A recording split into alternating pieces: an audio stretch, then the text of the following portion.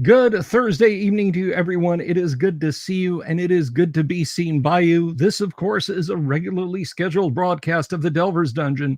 There is no need to panic. And I, of course, am the one and only Bill Sylvie, aka the Dungeon Delver, coming to you live on a Saturday night. No, don't adjust your sets. My live broadcast sign, the battery, she is dead. The sign is fine. I just forgot to put the battery on the charger. So that and the Delver's Arcade are taking the night off, but we're still live regardless. Don't look at this and think you're getting some kind of cheap pre-recorded video. No, this is a cheap live video. And welcome everybody to the live video. We had a lot of fun last night. Kyle Schuant was in the hizzy, as the youth say. And we played some of Kyle's Overland Dungeons and Dragons campaign. That was a lot of fun. If you like the actual plays, and I know you do, I know a lot of you kids do. You younger folks enjoy that sort of thing with your dungeons and your dragons and your criticals and your rolls and all that. Stop by tomorrow night because we're going to be playing some classic first edition Gamma World where you can't tell the mutants from the masterminds without a program. And I mean the type that goes on punch cards and you feed into a cyber brain. But you'll have to be back tomorrow to find that out. So hello to everyone watching me on YouTube. Hello to everyone watching over on Twitter. Regardless of where you are, if you haven't already done so, it would be of a great honor that you could bestow upon me if you would click the subscribe button and the bell icon for notifications. It would be so super cool. I would very much like it if it were possible for me to get to 7,000 subscriptions by the end of the year. It doesn't get me a dime more from YouTube. It doesn't change the algorithm. It's just neat. I like round numbers. You like round numbers. I would love to kick over 7,000. So please, if you've already subscribed and you're like, hey, I know somebody who likes that classic Dungeons and Dragons chatter on a live stream and in interstitial videos where I bring you guys news, views, rants, and bants about all the pop culture vulture type stuff, then please tell them, hey, go over here, click the subscribe button. This guy's got something pretty cool. Or, hey, this guy's a clown. You want to see him fall on his face 5 nights a week. You got to check this out. But I'm not here just for your entertainment. Oh, no, wait, that's exactly what I'm here for. And part of the fun we have on this live stream, oh God, he's face palming already. Part of the fun we have on this live stream is bringing in fantastic guests who entertain us with fantastic stories, and we talk about all kind of cool stuff. And tonight is no exception. Tonight we have a guy who is not only if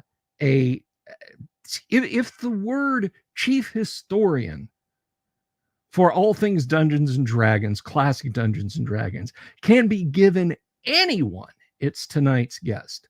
But he's not just that. All right. This guy is an organizer. He is a designer of fantasy adventures. And I'm proud and honest to say that he is my friend. So everybody, please, I want you to put your virtual hands together for the one and only mastermind himself. Everybody, please welcome tonight's guest, the disaster from Nebraska, Mr. Paul STORMBERG. Paul, how are you? Disaster from Nebraska, huh? It was the best I think on my feet. This is what was happening to my head as you started to build me up as a very large-headed person. Whoa, okay, we're back down to normal now. Took I love it. Back down to normal. Okay. Thank you very much Paul, for the introduction. You are very welcome. You are very welcome, sir. How have you been? I've been good, been very busy, have some big Mhm. stuff coming up. Excellent, excellent. I want to talk about that now. For those of you out there who pay attention to the thumbnail, thanks to both of you. Um, down, we've kind of buried the lead. It's not a big secret though. But Paul here is the organizer of a thing that you can do in Lake Geneva in just a very short amount of time. And we're going to talk about that right now. Paul, tell us all about Dragon Days. Well, Dragon Days is a 2-day fantasy festival that celebrates Lake Geneva as the hometown of Gary Gygax and the birthplace of Dungeons and Dragons. And it is not designed to be a game convention, but more of a citywide festival that looks to different areas of Gary's legacy around the city of Lake Geneva and how it impacted that community and the world. And so we have a series of events all throughout the city.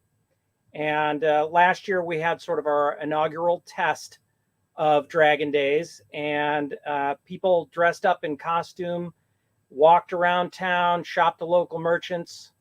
We have a fantasy fair, Library Park. That's the park where Gary used to sit and daydream about becoming a fantasy novelist, looking off across the lake and imagining other worlds. And so the fantasy fair in the park, we've got blacksmiths and archers and weavers and armorers. We have leather workers and medieval craftsmen, musicians, performers. We have a medieval circus, which will be performing both days. One day. But we have several medieval musicians playing the lute and harps and flutes and bagpipes and everything else. Kids can come to the festival dressed in costume for our fantastical costume contest. They can go trick-or-treating through our Enchanted Bazaar, or go watch the blacksmith work in the fantasy village.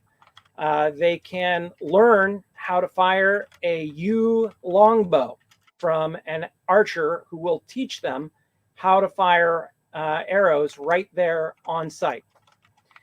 We also have the Dragon Days Dungeon Maze, which in all true traditions of D&D is a D&D style castle with a dungeon beneath it, so to speak.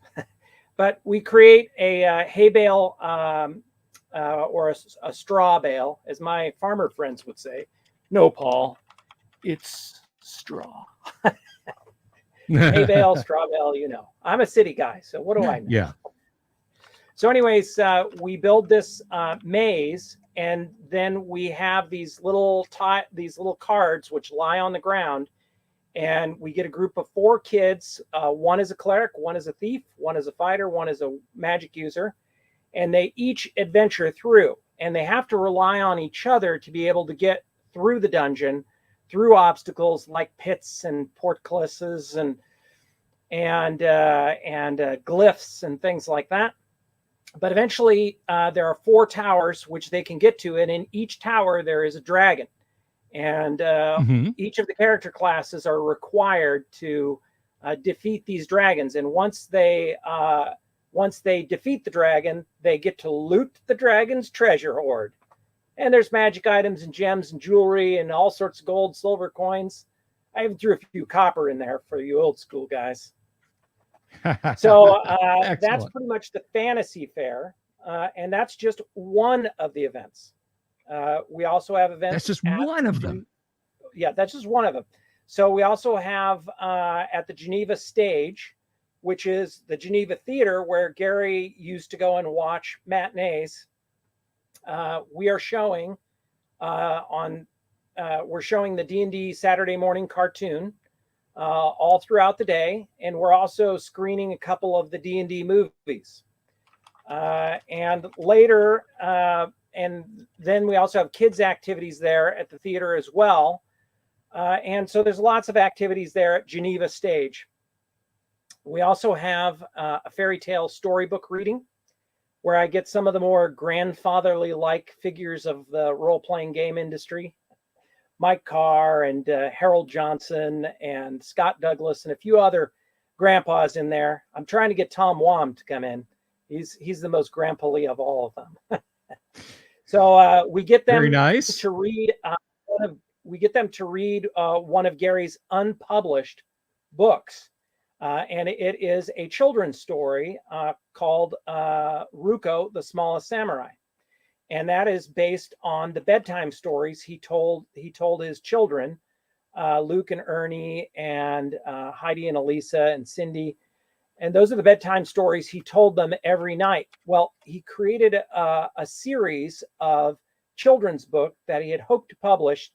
He had a series of titles, but only one of the books did he fully publish and get into a sort of prototype format to submit to publishers.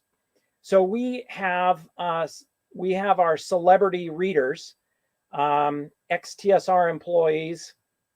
They sit and they read the story, and Gary liked the tradition of Japanese storytelling, where there would be a set of watercolor paintings that the storyteller would show as he told the story. So we have all of the children gather around in the Appendix N alcove, where we have a magic throne of reading, and our celebrity reader sits there, and with the aid of the children showing the watercolor pictures and acting out parts, they get to read Gary's unpublished story. And I'll say that we had quite a few adults there too who wanted to hear another story from Gary. So wow. Yeah, go ahead. Whew. No, I was just gonna say I'm getting chills, dude. This sounds just absolutely amazing. Now, I do want to ask you this. You know, the propeller head nerd in me does make me wonder. I know it's a celebration of Lake Geneva. It's a celebration of fantasy culture, and it's a celebration of Gary Gygax. Is there gaming going on? Is there any official sponsored gaming happening there? Yes, there is. We have all of Horticultural Hall on Saturday and Sunday, and we're going to do a couple things there. We, of course, Horticultural Hall is the site of the first official Gen Con #1 back in 1968. The Gygax Memorial Fund laid a founder's stone there last year on the 55th anniversary of Gen Con being founded there. And we're going to have a Gen Con history display there with Mike Carr, an attendee of the very first Gen Con, being our ambassador of history there. We'll also have several vendors, and indeed, we will have gaming. We'll have role-playing games and wargaming, tabletop board gaming of all sorts. Heidi Gygax Garland and Eric Gygax Garland will be running some of their adventure modules from their Gaxland series adventures. We'll also have a special set of tables designed to teach anyone how to play D&D. So any festival attendee that walks through the door will be guided to a table where they will get to roll up a character and then go through a short adventure with mom and dad or brother and sister or whoever happens to be with the group. And these are designed to create new D&D players.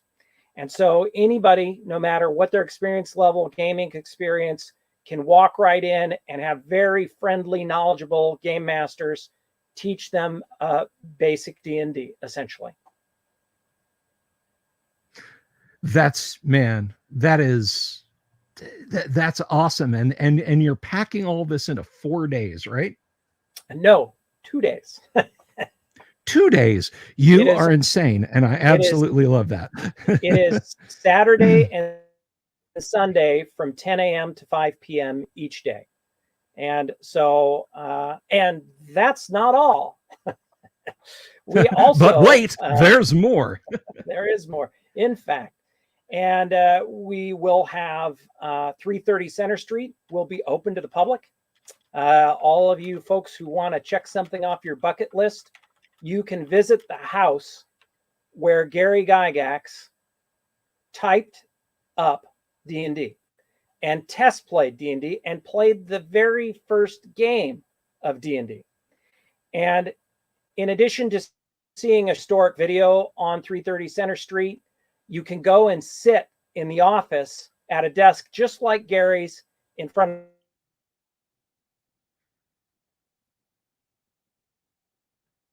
Uh-oh. Paul's internet got ganked. We've lost Paul. the typewriter. Oh, no. I'm still here. Am I back? Okay. You are back. You are back. Yay. Right. So a video and a tour. You can sit at the desk and type up a postcard for yourself, or you can sit in the same spot that Gary sat when he first ran D&D for Ernie and Elisa back in 1973. The very first game that he ran of D&D. Wow. Man, you can also go to the basement and see the replica sand table with a complete array of Elastilin and dime store monsters like Gary had as part of the tour experience. So I have to ask, amongst the Elastilins, do you have a Bondo and cardboard Triceratops dragon? Yes, I do. Yes. complete with glitter sprinkled on its belly to represent the gems embedded in its scales. Oh, thank goodness. Oh, it's the little details that matter. If you guys don't know what Paul and I are going on about, there were no fantasy war game miniatures back in the day. And Gary bought plastic bags of dinosaurs, the infamous Chinosaurs. It's how we got stuff like the Rust Monster, the Bullet, the Owl Bear, but also with some Bondo and some cardboard, stuck wings on a I think a Dilophosaurus or Triceratops. A Stegosaurus. Okay, a Stegosaurus. Thank you. And bam, the first Dungeons and Dragons dragon miniature ever was created. And I just think that's, I mean, that level of kit bashing is just does my heart good. It's like, I spent $500 on this limited edition plastic dragon from Wizards of the Coast. Yeah, I went to Dollar Tree and bought a dinosaur and stuck wings on it. I think that's wonderful. And so if you've ever wondered why on the monster manual, the red dragon looks like it's got stumpy elephantine legs and a really short neck and bat-like wings and longhorn horns coming out, because that is what Gary's red dragon looked like. And you can see it has really short, stumpy legs. That's because it was a because it was a Stegosaurus body. And then, of course, the Stegosaurus has tail spikes on the end. So Gary clipped those off and put them on either side of the head of the dragon. And then he took some cereal boxes and cut those out and made some bat-like wings for the dragon as well. But that's why this dragon on the cover looks like this, because when Dave Sutherland was doing the art, he said, Gary, what do you want the red dragon to look like on the cover? And Gary literally grabbed his miniature, his plastic Stegosaurus kit bashed dinosaur red dragon, and he showed it to Dave Sutherland, and that's what Dave created. If you look at the dragon on the inside, has kind of a long sinewy neck and kind of a shovel or spade shaped head, but it does not look anything like this dragon. And no, it does not. That's why this dragon looks different from the dragon on the inside, because Gary very specifically gave Dave that model of the Stegosaurus red dragon, the first dragon in fantasy gaming for Gary was this red dragon. But you can see that is those figures and the Rust Monster figures and the Fort Apache Indian figures that he converted into ogres and trolls, and just the Elastilin 70mm Viking that he turned into a blue giant. All of those figures have been faithfully recreated by my friend Kevin Maurice from Gary's description. I believe it was in Wargamer was the magazine. I think it was Wargamers Digest. I think it was Wargamer is what it was. I'll take your word for it. And he described how he made every single one of them. That's fantastic. I wish I could see it. I hopefully I can make it up there.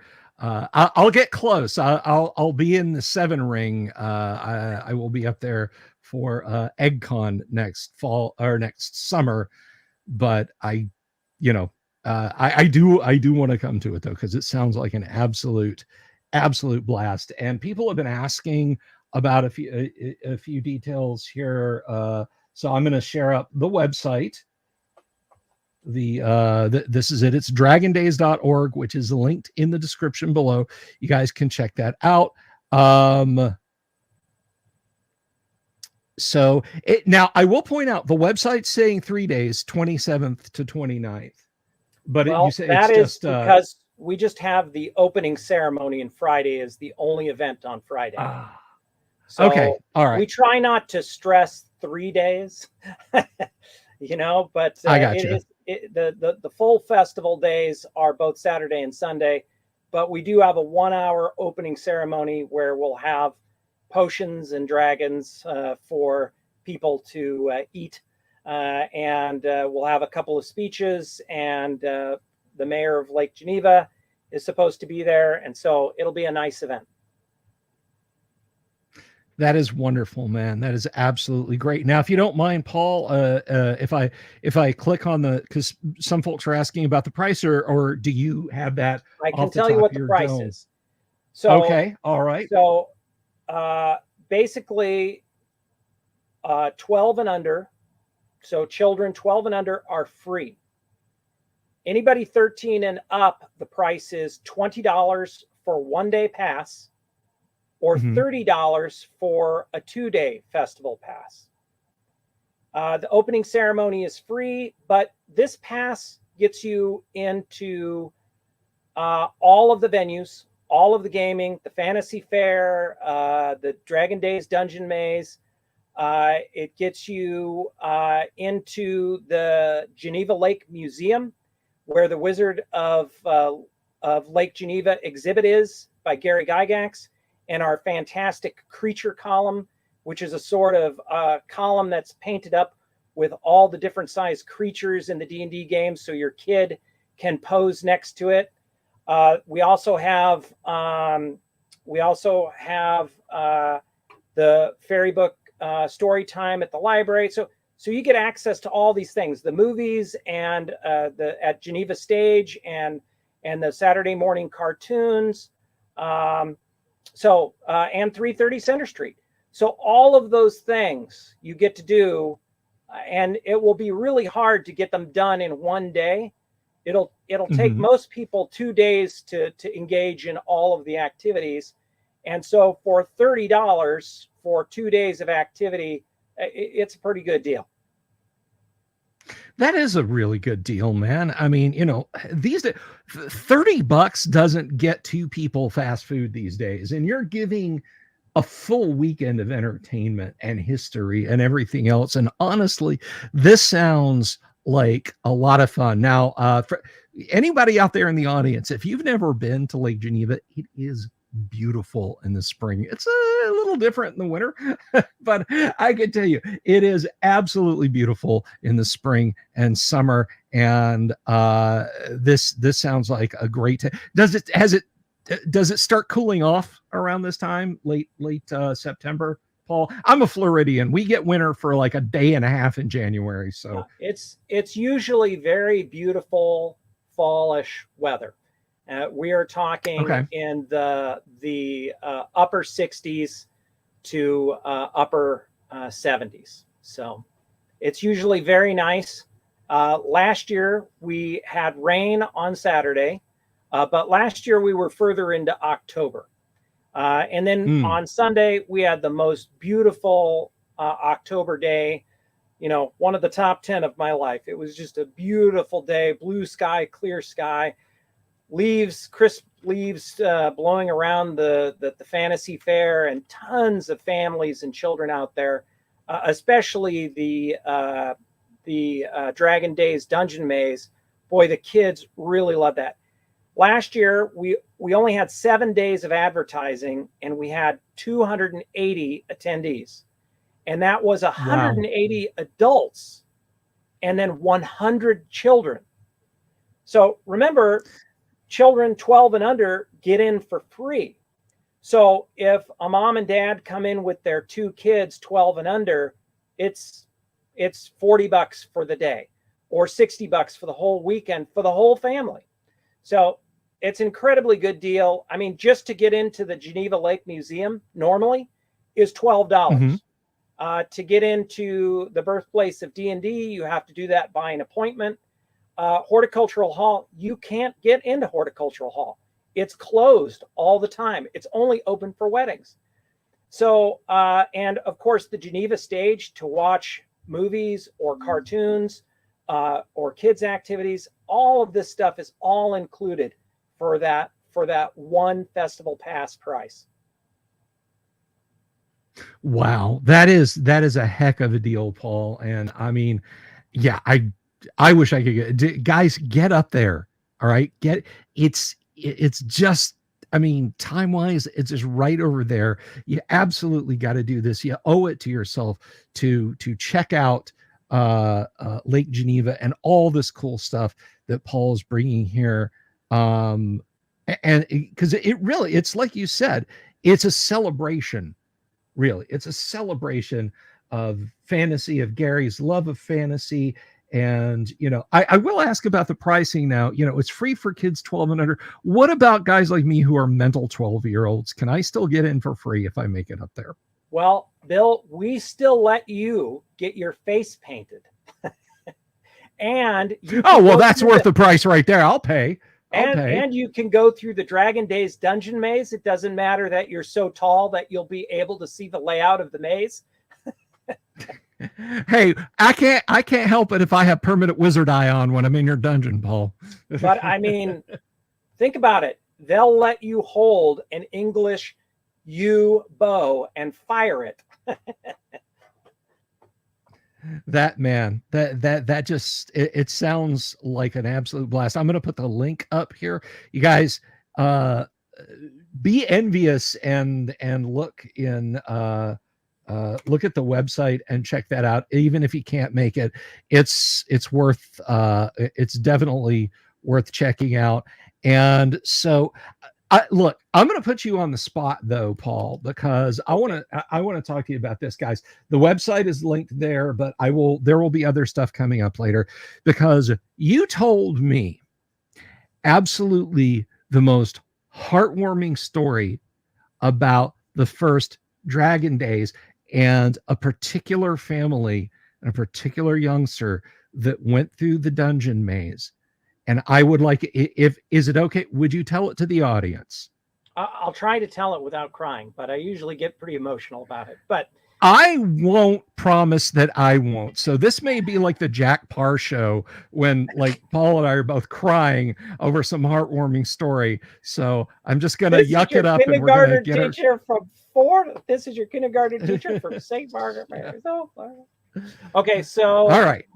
My daughter, Elsie, my oldest daughter, she was sort of the dungeon master for this, the Dragon Days Dungeon Maze. And she usually tries to get together 4 people, because we know the genius of D&D is that it requires teamwork to succeed. And the way Gary originally designed the game was only a person playing a thief can do thieving stuff. Only a fighter can successfully fight and stay in the fight.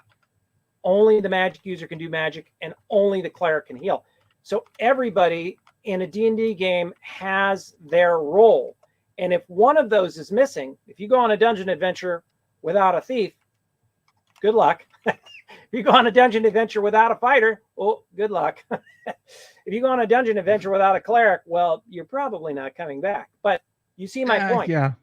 And so Yes. the design of the Dragon Days Dungeon Maze is that you need a team of players to work together to solve the dungeon and to get the treasures out. And so my daughter had gotten together a group of 3 children, and they were all excited to go. And you don't have to play with the full 4 characters because you can find magic items that substitute the abilities. Like you can find something to heal or something to dispel magic in the dungeon itself.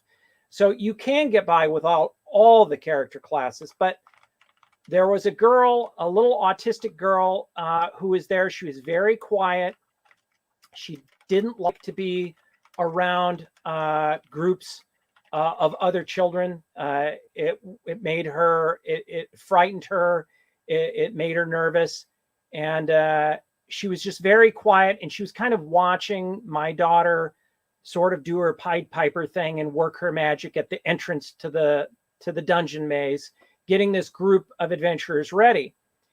And she said kind of loud over her shoulder, knowing that this little girl was, having a lot of trepidation about approaching the adventure, said, boy, I really wish we could, I guess we can't go on this adventure if we don't have a cleric. We could really use a cleric in this group. And Elsie listened very carefully, and then very quietly from the other side of the hay bales near the dungeon entrance came I could be the cleric. And it was this little girl. And so Elsie got her to come over, and she joined the group. And then all the other children realized that she was a very sensitive individual. And so they all kind of let her be the leader of the adventure. Okay. And just like D&D played all over the world, it brings people together. It creates a safe place for people to be friends and to share and to take risks and to tell stories and to imagine. And, that's Gary's legacy right there.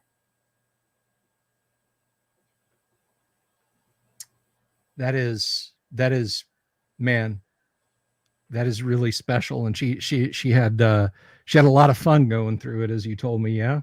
Oh yeah. She was so excited. Yeah. And when she was done, her mother came over crying and said, that's the first time I've ever seen her on her own join a group of children to play. So there's a beautiful thing for you. D&D improves lives.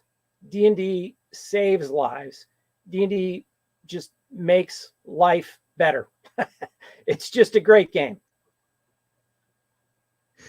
Wow, Paul, you've told me that story twice now, and I knew I had to get you to tell it on the show because it is so wonderful, man. That is absolutely fantastic. And I'd be willing to bet that family's coming back. They are. I saw a post from them that they're excited to come back. So, and most of the kids want to know when the dungeon maze is coming back to Lake Geneva. They kind of ignored everything else that was going on at the festival. That was the thing. We had a medieval circus and lute players and a blacksmith hammering at a real forge, all this crazy stuff going on. They wanted to come back to the Dragon Days Dungeon Maze. So they wanted to come back to the Dragon Days Dungeon Maze. That, man, Paul, that is absolutely wonderful. And I get goosebumps with that story. That is so touching, dude. That is so wonderful. I mean, kudos to you, kudos to your daughter. And I think that's an absolutely fantastic thing. Okay, I'm going to try and do something here. I don't know if this is going to work. I don't know if we're going to get sound from this, but do you actually have a trailer for Dragon Days on your YouTube channel? Yeah, I do. Mm-hmm. You do. Okay. I'm going to see if my funky studio audio will let us play this. If it will work. I mean, you know, I've got to have a thing where I can hear and you can hear me, but broadcasting software can also hear me, but the website can also hear me. And so, you know, there's all kinds of weirdness that goes on sometimes with the audio around here. I know, Paul, you must be shocked. Bill, technical difficulties? I don't believe that. Hey, I'm on my computer where I actually appear right side up. My other computer, I appear upside down. So technical problems is my middle name. All right. So I'm gonna add this and we're gonna see if this will play. And more to the point, we're gonna hope that if the audio does play, that I don't get copyright struck by YouTube, as often happens. So here we go, guys. You folks in the audience will have to tell me, and it's not a strike, it's a warning, but you guys in the audience will have to tell me if you can hear this. Even if I can hear it, you might not be able to. So this is the this is the Dragon Days Fantasy Festival trailer for 2024. Here we go.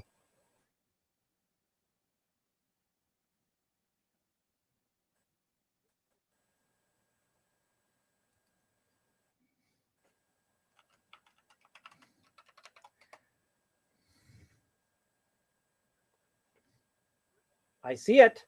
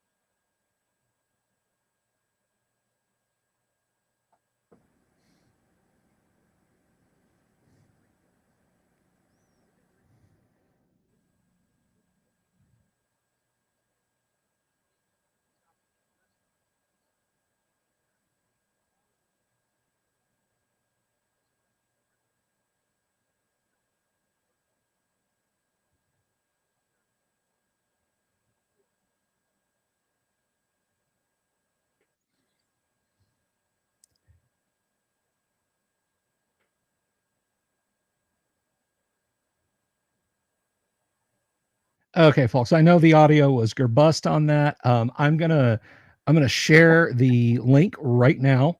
But I mean, I could have done sometimes that works.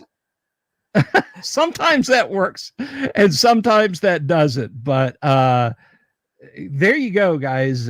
You should definitely check the video out. It looks amazing. And again, I wish I could go, but one day. You've really done an incredible job with this, Paul. And I don't, you know, I love the fact that you've got that here. I think everybody knows where to find the page. I love the fact that you've got this, how interconnected you've made this, where it's not like, hey, dad wants to go pretend he's 12 and play Dungeons and Dragons for a weekend. So I guess we'll find a store or something in Lake Geneva. There's a super Walmart on the edge of town. We can, I don't know. This just really just, So let me ask you now, you and I both know, you probably way better than me, but you've told me before, and the vibe I've gotten from people who've done things up there before is that at least prior to, say, the last 6-8 years, Lake Geneva is very much a, listen, young man, this is a golfing and boating resort. This is for Floridians to come to in the summer, and Chicagoans to have their summer homes at. This Dungeons and Dragons, it's so gauche. I don't even know what that's all about.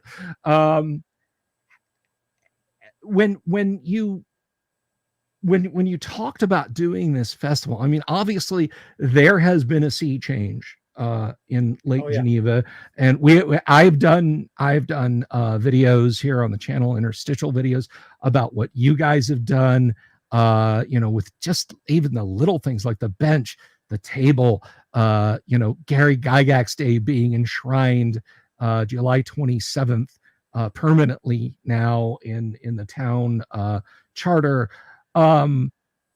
So when you first proposed this, did the local business owners and the local gentry, did they all kind of glom onto it? Were they all really enthusiastic about it, or did you really have to pull teeth? Well, initially, when Gary's widow Gail approached the city to do a memorial to Gary, they were like, no. And not only no, but let's make a permanent ban on memorials of any kind in the city. And so it was a really uphill battle. That's awful. It was really uphill battle. Eventually, they gave her some land in a wetland reserve, which is a wetland reserve. Yeah, I know where you're talking. It's like right behind the cove, basically. Yeah, and they just, she was so persistent and so insistent that eventually, the leadership way back then, back in 2012 or whatever, I think just kind of did it to say, well, then she won't be coming to city council meeting anymore. But she stuck with it, and eventually she brought me on board, and I decided that the real problem is exactly what Gary used to joke about.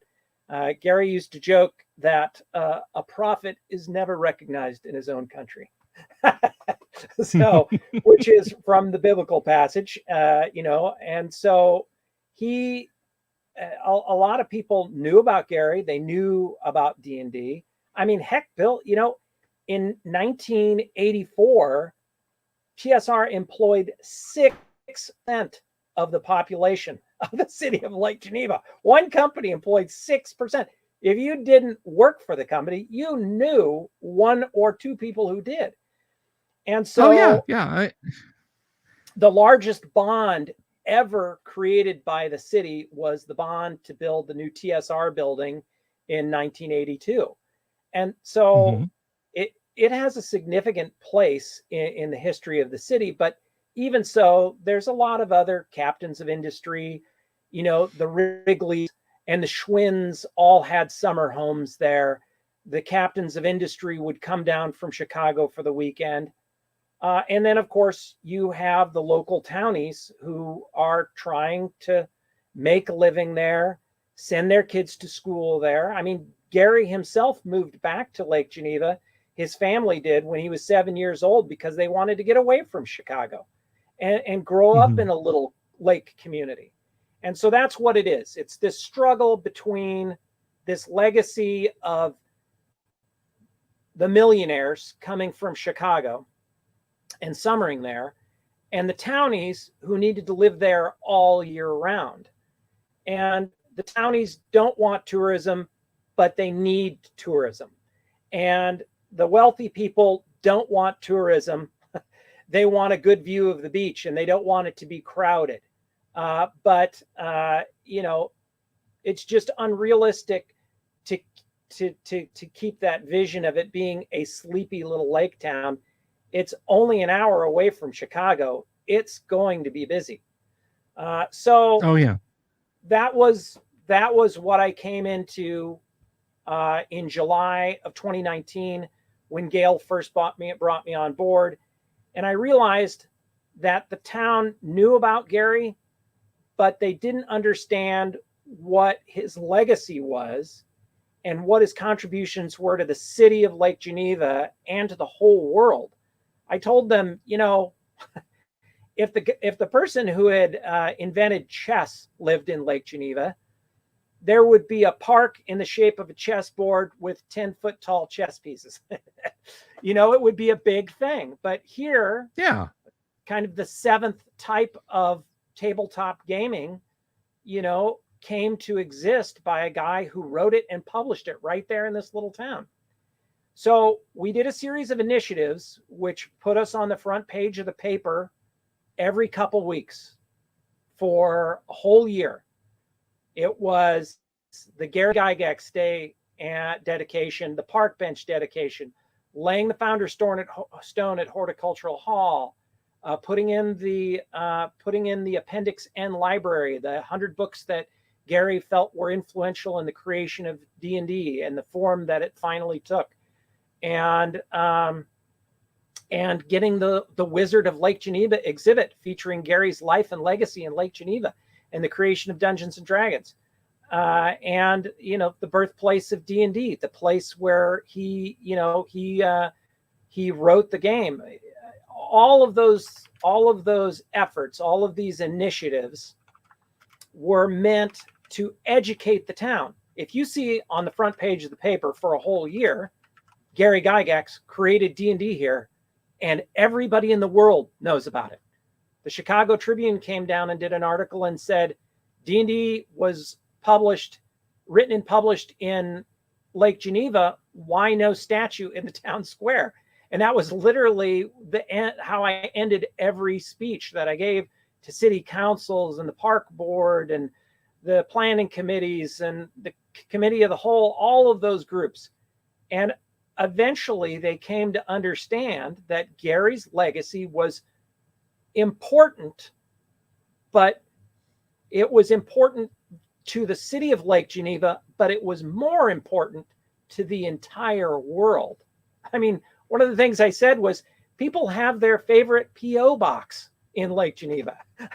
People who've never even been here, because that's the P.O. box of TSR, you know? They know that the Sage Street address of Don K is on every OD&D book, and they know where they know where a lot of the great stories happen. They know where Gary went to the dime store and found the rust monster. But the town didn't understand this legacy or this impact it had on the world. So all of our initiatives kind of educated the town that Gary was really important to the rest of the world, and that could benefit the town.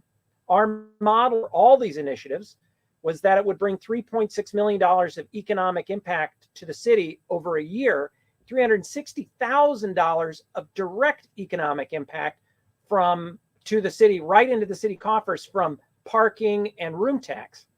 Well, among all these initiatives, and of course, one of the tenets of the Gygax Memorial Fund is that we create events that educate the public to Gary's legacy and his impact on the world. And that's what Dragon Days is. And it's not meant to cater to a narrow group of just gamers. It's meant to bring that gamer in, or a person who read fantasy books that were published out of that town, or a person who watched the D&D cartoons, or a person who just loves fantasy because they grew up in a world where fantasy was acceptable. And that's what D&D did. It went from D&D being kind of a niche sort of mysterious game that may or may caused children to commit suicide. Obviously we know that satanic panic and all that stuff is false now, and that it's actually a really good game for a whole family to be involved in, because it doesn't matter how old your kids are.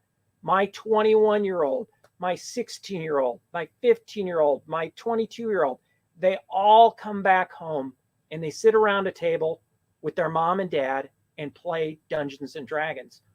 What But other do you give game them a in the choice? world brings those people together like that and keeps them together? So no, exactly. When I put Dragon Days at the end of all of our initiatives, by that time, everybody understood Gary's legacy. And I had a couple of the council members who would say, I would just like to say something. And they would say, I am really excited for this festival. I can't wait. And, you know, these are some, you know, some of the gray-haired elders of the community on these councils, but they were all genuinely excited. And for the opening ceremony last year, it was pouring cats and dogs. And to her credit, Heidi and Eric Gygax Garland came in, and Heidi cut the silver cord with the Gygax Memorial sword. But in the audience were these, were these older council members and city councilmen and the mayor, and they were standing in the rain for this event. So the community has really come together to recognize Gary's legacy and its importance to the world, and what it can ultimately, how it can ultimately benefit the city by embracing and celebrating that legacy. Well, that is, man, I got nothing to add to that. Anything I could say to that would lessen it. That is fantastic. I will say this, you know, them talking about, taking the Royston Vasey, you know, it's a local shop, or it's a local town for local people attitude. I think one summer when Colleen and I were out there for LGGC, if we can revisit those hoary old days for a moment, you know, 2 decades ago, we were at the big intersection in town. You know, you come out of the Cove, turn right, and then there's 50 as it runs through the center of Lake Geneva. Right. We were sitting there. The car in front of us had a Seminole County, Florida license plate. Big silver Mercedes convertible, golf clubs in the back. The car that turned had some kind of Florida license plate on it. And I saw 2 more Florida license plates when I was in that town. So the idea that the Lake Geneva City Council might be like, well, I don't know about tourism. Brother, half of Central Florida was up in your business. Yeah. When I was up there one year. So don't tell me you people don't like tourism. And there's people from all over the world who come to Lake Geneva for their summers. You know, we had at our fantasy fair last year, we had folks from Japan and Germany and Spain. We had folks from South Africa. We had folks from Israel, and I mean, just all over the world. A lot of people from England and Australia, and a lot of them are like, well, the one Japanese couple, they kind of came up and they kind of said, "Is this because D&D was made here?" I was like, "Yes, as a matter of fact." And I thought to myself, if these people in Japan who aren't gamers, who kind of know what D&D is, can put 2 and 2 together, I was confident that the city of Lake Geneva leadership and all of the people who live there could put 2 and 2 together and realize just what a kind of important humanity level sort of phenomena D&D is. Yeah, that is, I mean, that is so wonderful. You know, people coming to Lake Geneva from all around the world to see this and to be part of this. Although I think you did kind of miss an opportunity there. Is this because D&D was created here? You should have said, no, this is because Violent Femmes' first self-titled album was recorded here. What did you think we were celebrating? Which is true, by the way. I did wear a very Violent Femmes shirt. You know, I had my Napoleonic jacket with the braiding on it and everything. Oh, well, there you go. Okay. All right. Which album cover was that? I can't remember which album cover that was. But anyways. I think 3. I think it was Violent Femmes 3. So last year, I had no idea if anybody was going to show up to the event at all, because we only had 7 days of advertising. And I was just really nervous the week leading up to it. And out of the blue, my phone rings and it's a call from Michigan. And I'm like, and it was from Detroit, Michigan. And I answered it and I said, Paul here. And they said, are you the guy who runs Dragon Days? And I go, yes. And he goes, it was the first phone call I had ever gotten about Dragon Days. And I go, yes. He goes, well, I have to tell you, we're pretty excited about it. And I go, well, I'm excited too. I just hope people will show up. This guy goes, well, don't worry. My buddy and I are bringing both of our families and we're all coming together. 11 of us. And I was like, nice. Fantastic. And so he was so excited and people are so excited. I mean, this is the birthplace of the thing that changed people's lives. This is the birthplace of the game that saved a lot of people's lives. This is the birthplace of the game that made careers for people.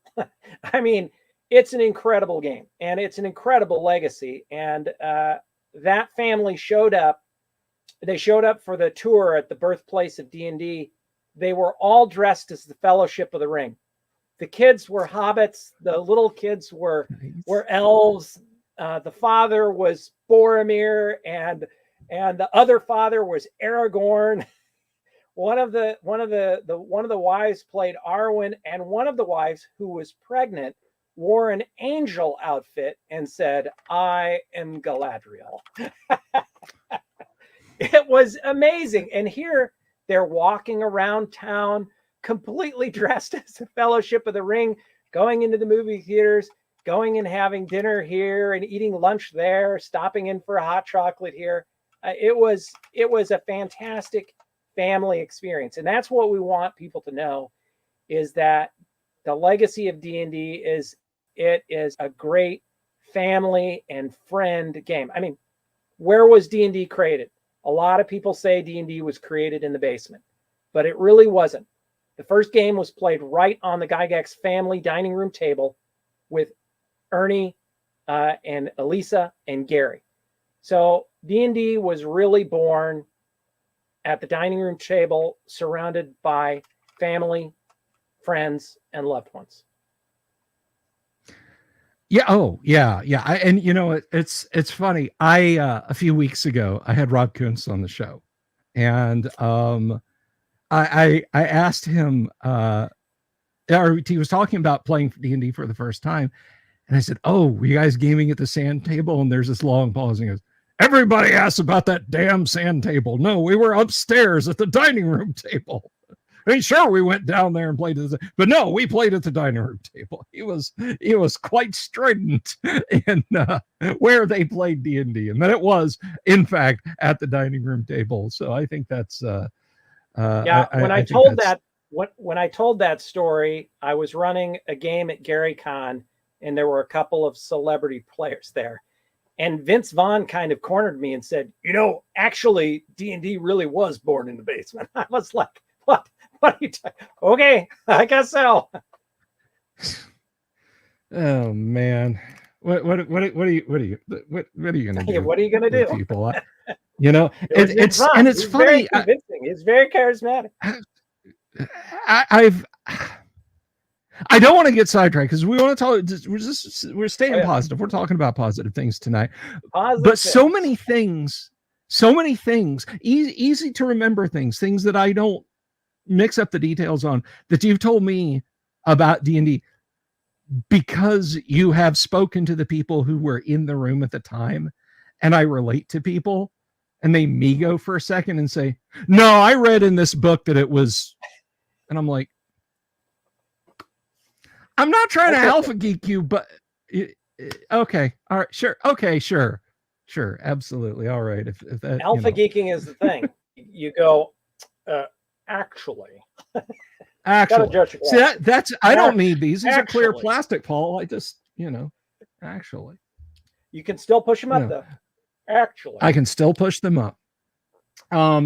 Well, no, I think that's I think this is going to be wonderful. And every time I hear about a cool thing you're doing, whether it's Legends of Wargaming, which we're going to talk about in a few minutes if you want, or this or whatever, I turn another deeper shade of green inside with envy, because I would love to get up there and see this. But to my audience, let me tell you, unquestionably, if you're in the Midwest, okay, if you're in like Northwest Kentucky, go.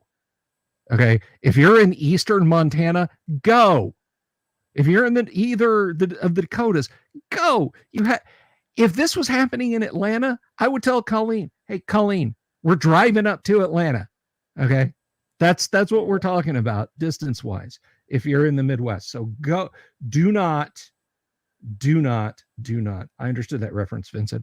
Do not miss this opportunity to go to Dragon Days, because it looks absolutely fantastic. And so I guess the next question I have, and like I said, we will get to talking a bit about Legends of Wargaming and so on, but do you talk about this in your famous podcast, Paul? When we were wizards, the famous podcast. That's right. Now this is the Spotify link, but I think people can get this anywhere, right? On iTunes and what have you. Yeah, it's on Podbeam now, but I think you can still get it from Spotify. It's around, but I think it's still available through Spotify. It was on Amazon Music. It was also on Apple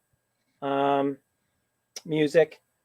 So we moved some of it to a company called Podbeam, which monetizes a little bit, because it really cost us a lot of money to make this thing. So, and but I think it's still free on Spotify. So we've had over 50,000 listens to the podcast. So I think we might have hit 60,000 this week. Okay. Well, I am going to share, let's see. I'm going to share the Podbean link then. So you guys go listen to it and get some get some monetization for Paul and this. So tell us about the When We Were Wizards podcast, if you would, please. Okay, so there was the Great Kingdom documentary, which was interviews with a lot of the principal people who were around Gary when D&D was created and TSR was first started, all the way through when Gary lost the company. And those people were Rob Kuntz, Bill Hoyer, Jeff Perrin, Mike Menard, Dave Wesley, David McGarry, and then a constellation of TSR designers: Zeb Cook, Kevin Hendricks, Mike Carr, just one after the other. All of the principals who are still alive, who were there at the time when all of this happened. Now, there's a lot of books out there, and there's a lot of good history books out there. But a lot of those history books don't rely on personal narratives because they think that personal narratives can tend to be flawed. But what I tell people about When We Were Wizards is we use the documentation to get the story right. But what When We Were Wizards does is it gets how those people were feeling, what emotions they were going through, and how they felt hurt or betrayed or elated or sad or whatever was going on at the time. You don't get that in the books. The books they're meant to be histories. There's not emotion there. But there's some pretty heavy emotion in this. And we let the people talk, and we let them say what they were going to say. Of course, we had attorneys who went through everything and made sure that we had at least two sources saying everything. And, you know, it's interesting because what you find out by the end of When We Were Wizards is all of these people were actual human beings. You know, Gary got to write the history of what happened to him at TSR. You know, Dave Arneson didn't really talk about the history of what happened at TSR. The Blooms didn't talk about the history of what happened at TSR. Lorraine Williams didn't talk about the history of what happened at TSR. But all of these people that we interview for When We Were Wizards, through their personal interviews, through their letters, which were never intended to be seen by anybody other than their closest friends, memos in the company, and legal documents. And we built this story which really looks at all of these people as human beings. And, you know, you understand why Mary Jo divorced Gary, you know, and it's hard. You know, there are hard parts to this story, but it's a really human story. You know, if this guy who created this fabulous game that the whole world loves, and he's a genius and he's super creative and he's incredibly charismatic, he has no flaws, right? Well, he does have some flaws, and those flaws impacted him and the people around him, and the people around him have flaws, and those affected Gary in profound ways.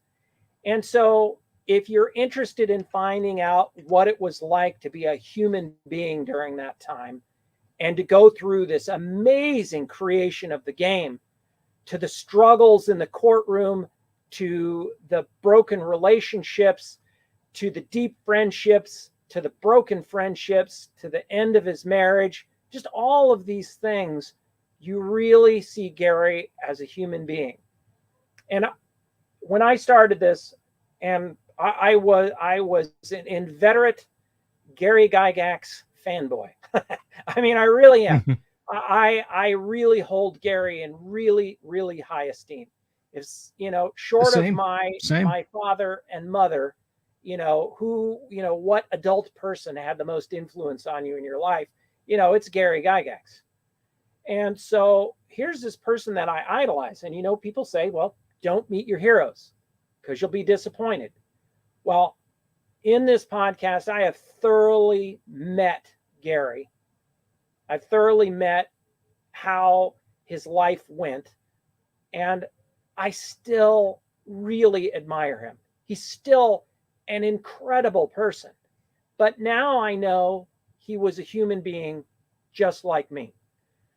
But that, and you know, he was a human being that rose above, you know, the situation of being a shoe cobbler and, you know, being under the poverty line by 5 times in 1971.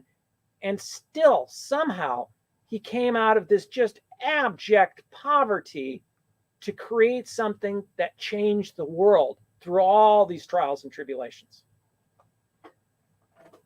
You know, and I think you touched on a catechism that a lot of people lean heavily into, because I think we live in a time, and I'm not talking about current year. I mean, I'd say probably since the 1970s, 1960s, possibly, maybe even before then. And I'm just idolizing a time before, as humans are wont to do. But I think we live in a time where people, everyone, you, me, the guy up the street, we've gotten a little bit more callow, and we've gotten a little bit more expectant of a letdown. And we don't want to take a nuanced view. We either want someone to be, you know, Jesus Christ, or their they're worthless, and I wonder if there isn't a bit of that gray reflectionism, almost a desire to see the people that we idolize as these, you're not, you're not all that wonderful. I have many friends who are decades younger than I am, who've told me I'll tell anybody who'll listen, I grew up listening to Johnny Cash, and I say, I love Johnny Cash's, and I love his music, and they'll launch into these stories about, his insane, fugues he'd have due to drug use, and, how abusive he could be and that sort of thing. Almost like they're happy to be telling me this. And I'm like, I'm well aware. I'm absolutely aware. I don't look at him and deliberately close one eye to his imperfections and focus only on the good things. And that's what makes me enjoy him. I appreciate the fact that he was a human. He was a human under tremendous amounts of temptation and strain. And I feel the way about Gary that you do, I mean, in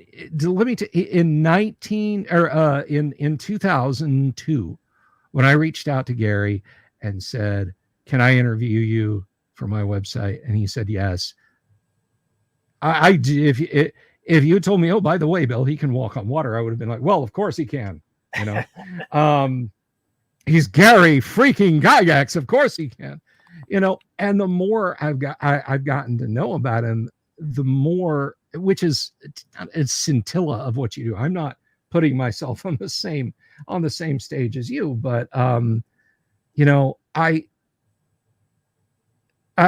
feel like I know him better. And I love to tell people this when they ask me, like, ooh, you hung out with Gary a lot, Bill. And I didn't. I hung out with Gary a few times. What's your favorite Gary Gygax story? And I always come back to arriving at his house for the front porch dinner party, Colleen and I, before anyone else, and having just 40 minutes before anyone else got there to sit and talk to Gary. And we talked about parenting stuff. Nice. Not about armor class, not about saving throws, not about elastilin figures or Napoleonics or sand tables. We did, because Colleen was 4 months pregnant with my youngest daughter, who's 16 now. That should put things in perspective for you. And Gail and Gary doted on us like we were, relatives they hadn't seen in, 20 years. And, that's it. That's the humanization factor, as you say, just talking about, just talking about dad stuff with Gary, and not about Robolar or the machine level or anything. I could have asked him a dozen D&D questions, but he probably had heard those a dozen times from a dozen people the day before. So what I'm saying is, I'm very much with you in that we need not have a hagiography, but at the same time, leave your torches and pitchforks at home, because these are human beings. These are very much human beings who liked elf games a whole lot. And so, and that's what makes things like When We Were Wizards so awesome. And you guys should absolutely positively check that out. And hello, Harmony Ginger, good to see you. When we interviewed, go ahead. When we interviewed Lawrence Schick, Lawrence specifically said, well, if you guys are expecting some sort of hagiography out of me about Gary, you're not going to get it. And he said, because Gary was an incredibly intelligent, creative, interesting, complex person.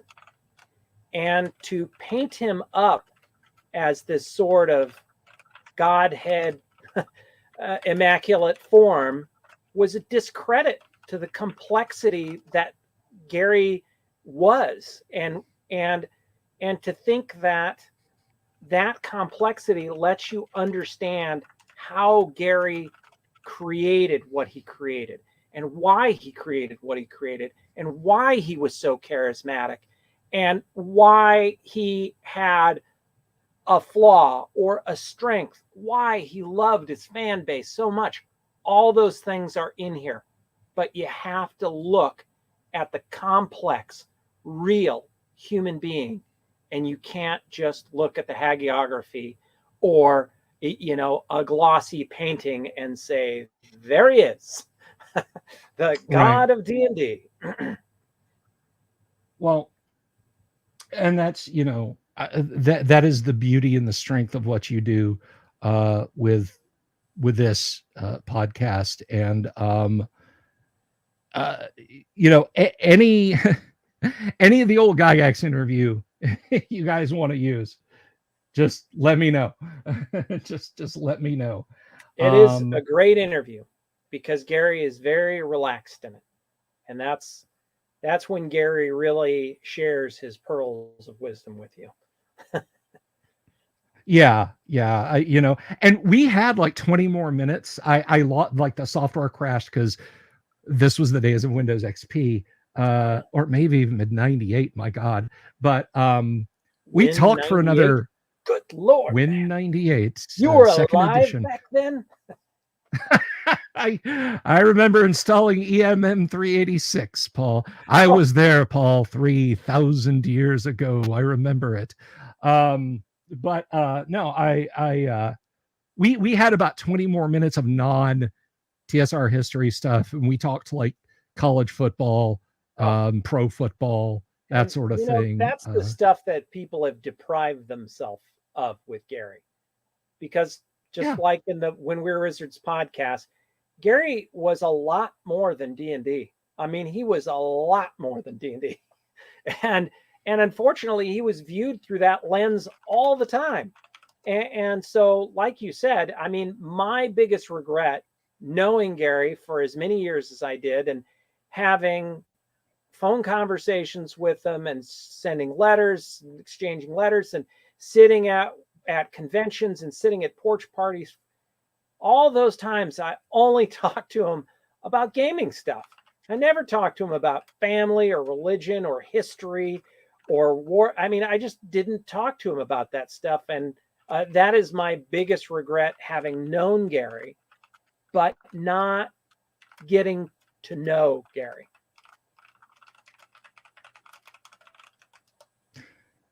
Well, and you know, I hope that for all of our sakes, When We Were Wizards will kind of open that window for us a little bit. So I think you're doing a great service for the community with the When We Were Wizards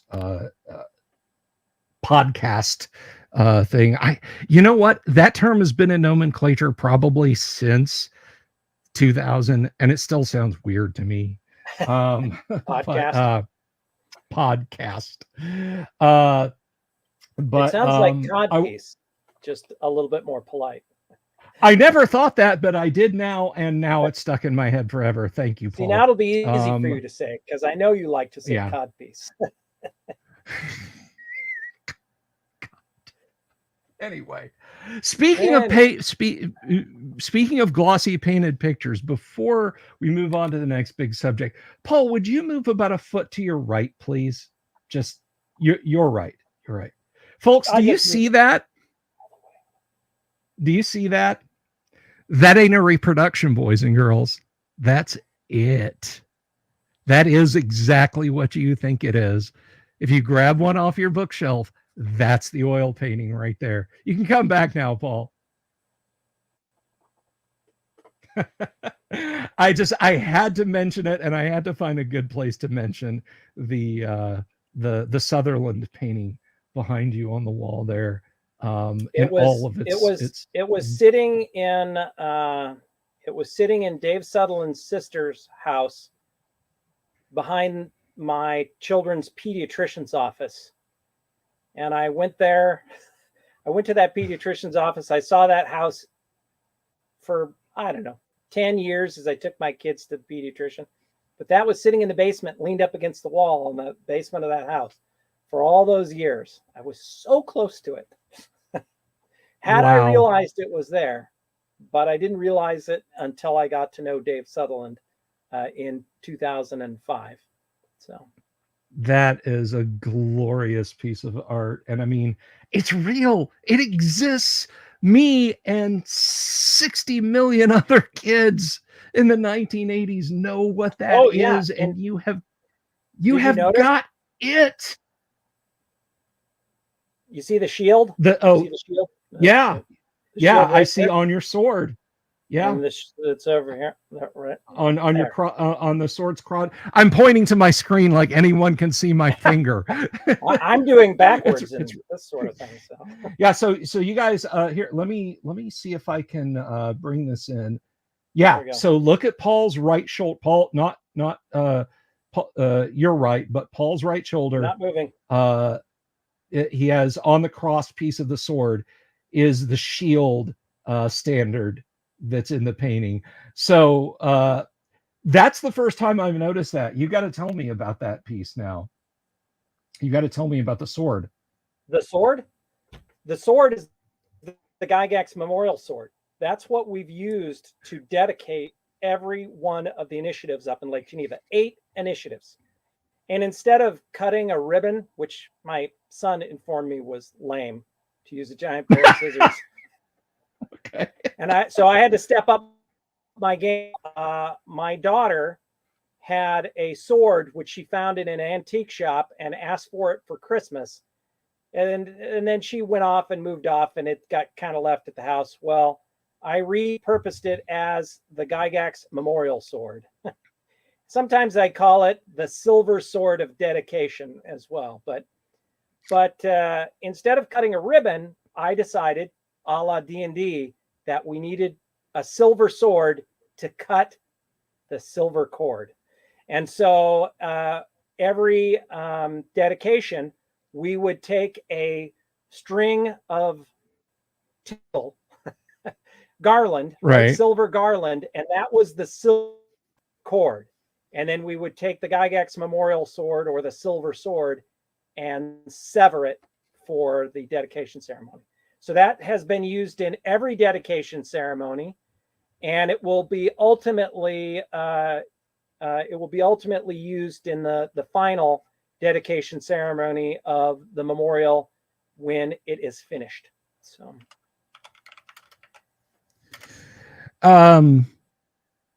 that's excellent. I love the fact that you've got the Gygax coat of arms on the cross piece there. That is amazing.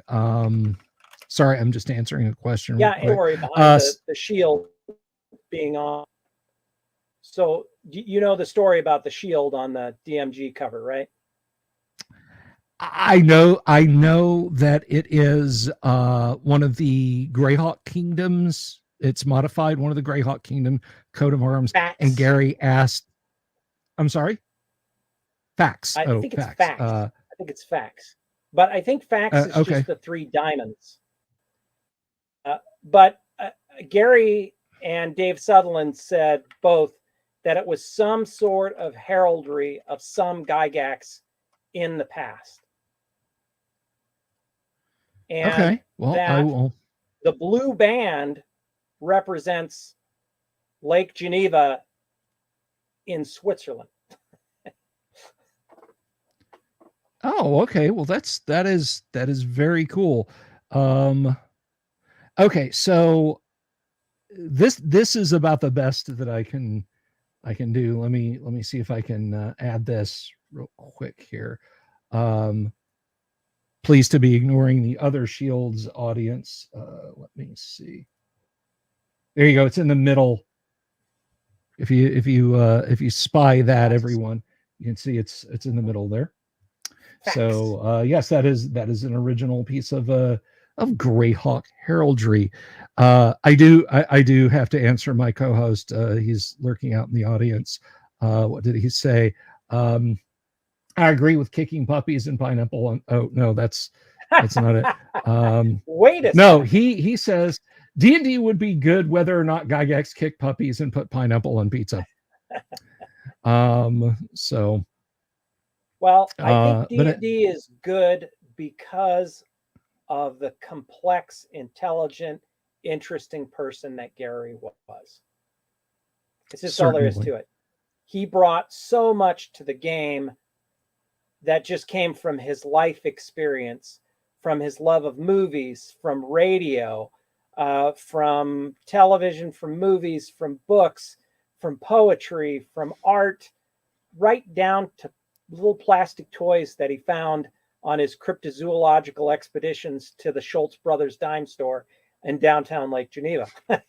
I mean, that is why D&D is interesting, because Gary is interesting and complex. So, and you know, I try to tell people this, and what I'm about to say may sound like I'm dipping into edition warring, and that's not what we're doing tonight. I mean, we're going to talk about some tabletop gaming, but you know, when I try to tell people that post Gygax D&D, you can love it, it's fine. I'm not gonna come and flip your table over if you're playing second edition, some flavor of basic, third edition 3.5, or fifth edition. They're all good, you know, but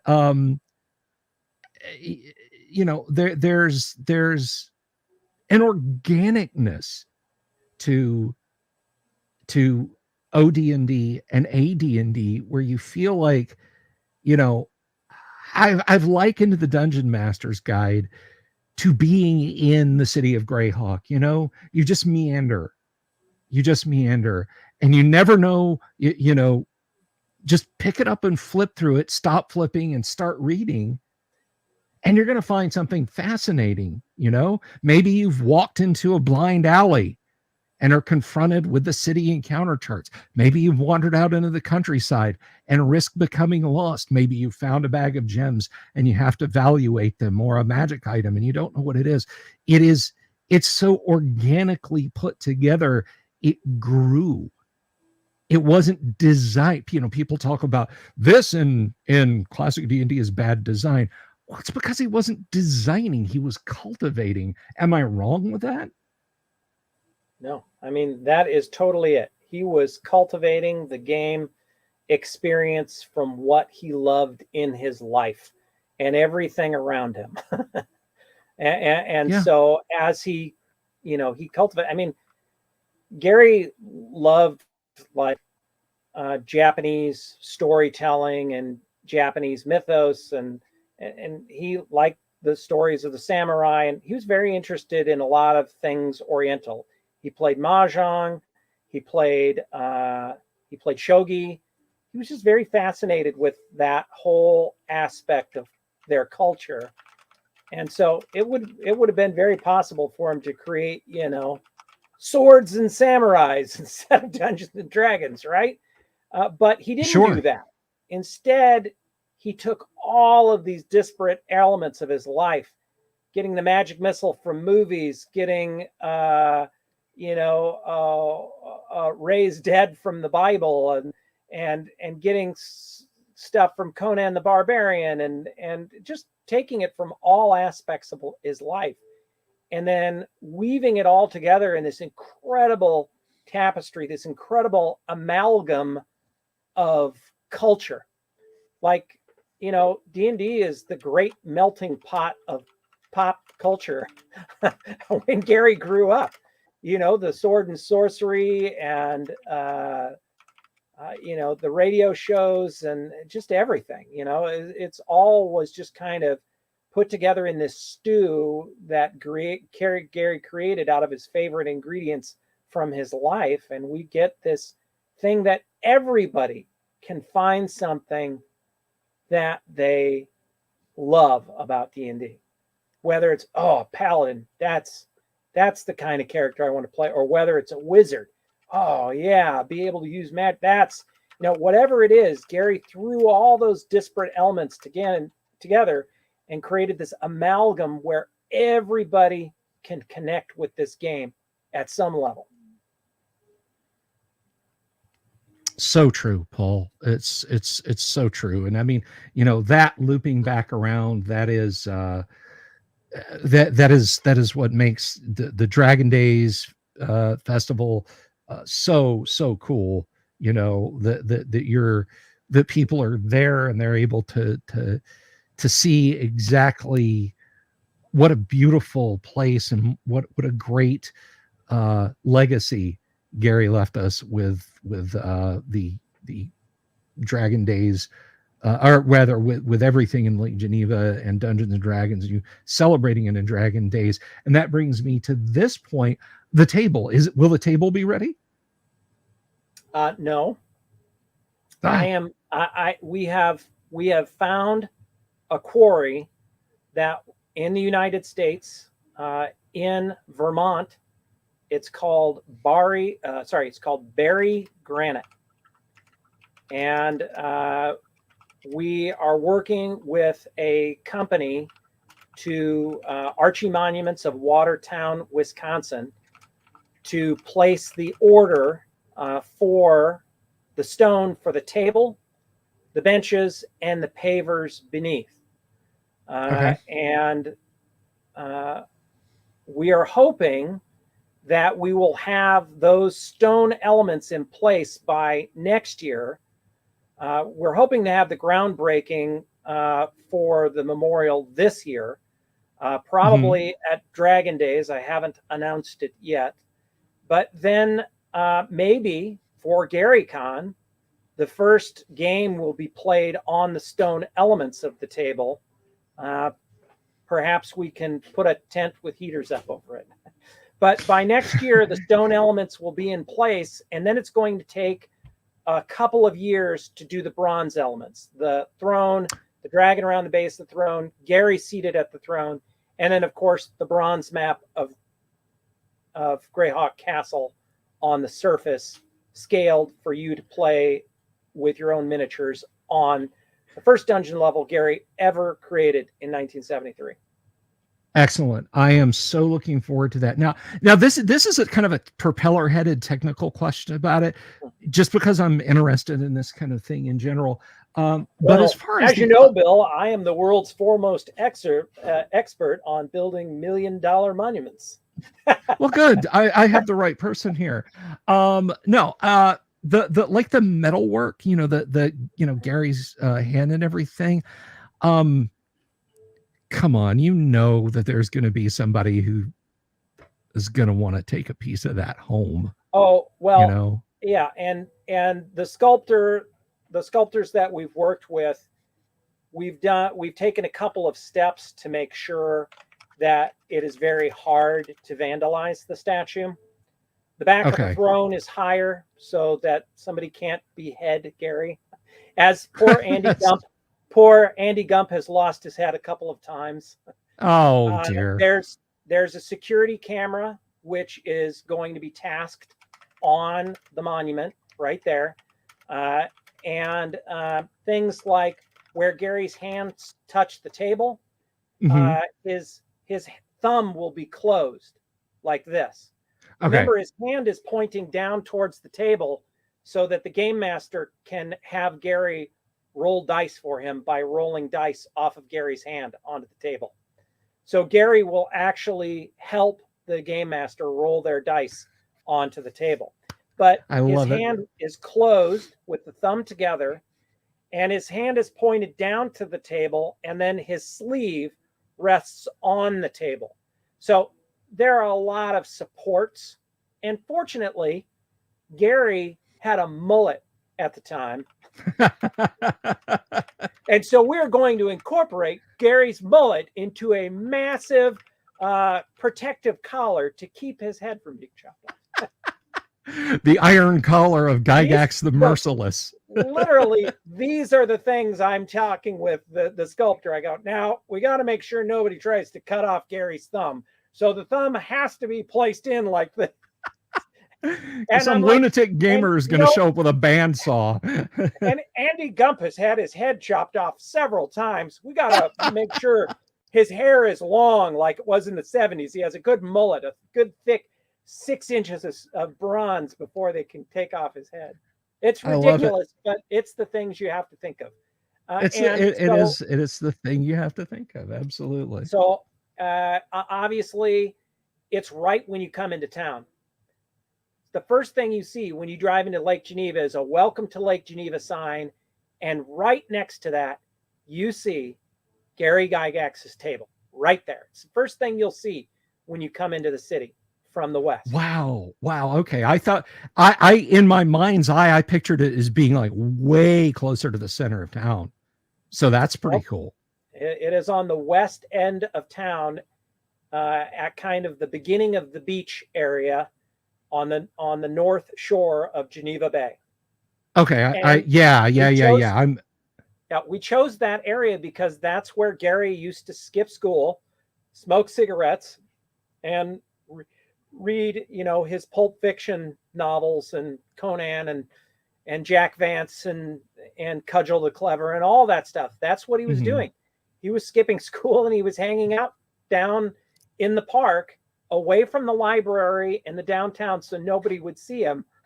But still, when you sit in that park, that's where the Gygax Park bench is.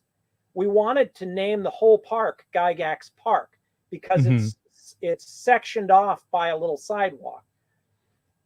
But when Gary's sitting at the table, his statue, you could sit right where Gary's sitting and you can look off across the lake and see Stone Manor. And that was what Gary used to do. He used to sit in that park, read books, and daydream about being a fantasy author and one day being famous enough to write his novels while living in a mansion like Stone Manor. And specifically, Stone Manor was a place he wanted to live in. Stone Manor was originally built by Otto Young and was called Younglands. And so when Gary made it, and he got his own mansion in the countryside, what did he call it? Dragonlands. So Gary was very connected to that building, and so we wanted the placement to be in a place where it was connected to his history, where he would look off across the lake and imagine his future. Well, that is super cool, and I am I will almost certainly not be able to see the dedication of it, and I won't be the first, the 10th, the 100th, or the 10,000th person to visit that table. But my God, I am going to I'm going to see it, and I can't wait to see it. So I am hyped about this, and that's that. All of this is discussed on the Gygax Memorial Fund. Is it .org? It is .org. It's a nonprofit organization. So yes. So Gygax Memorial Fund.org, guys, and it is something. I'm gonna bring this up here. If I can spell. So yeah, let me put this up here. So we're currently waiting to hear back from our engineer, so we can submit the final design of the stone elements to the stone cutting company, and then we'll place the order for the block of stone.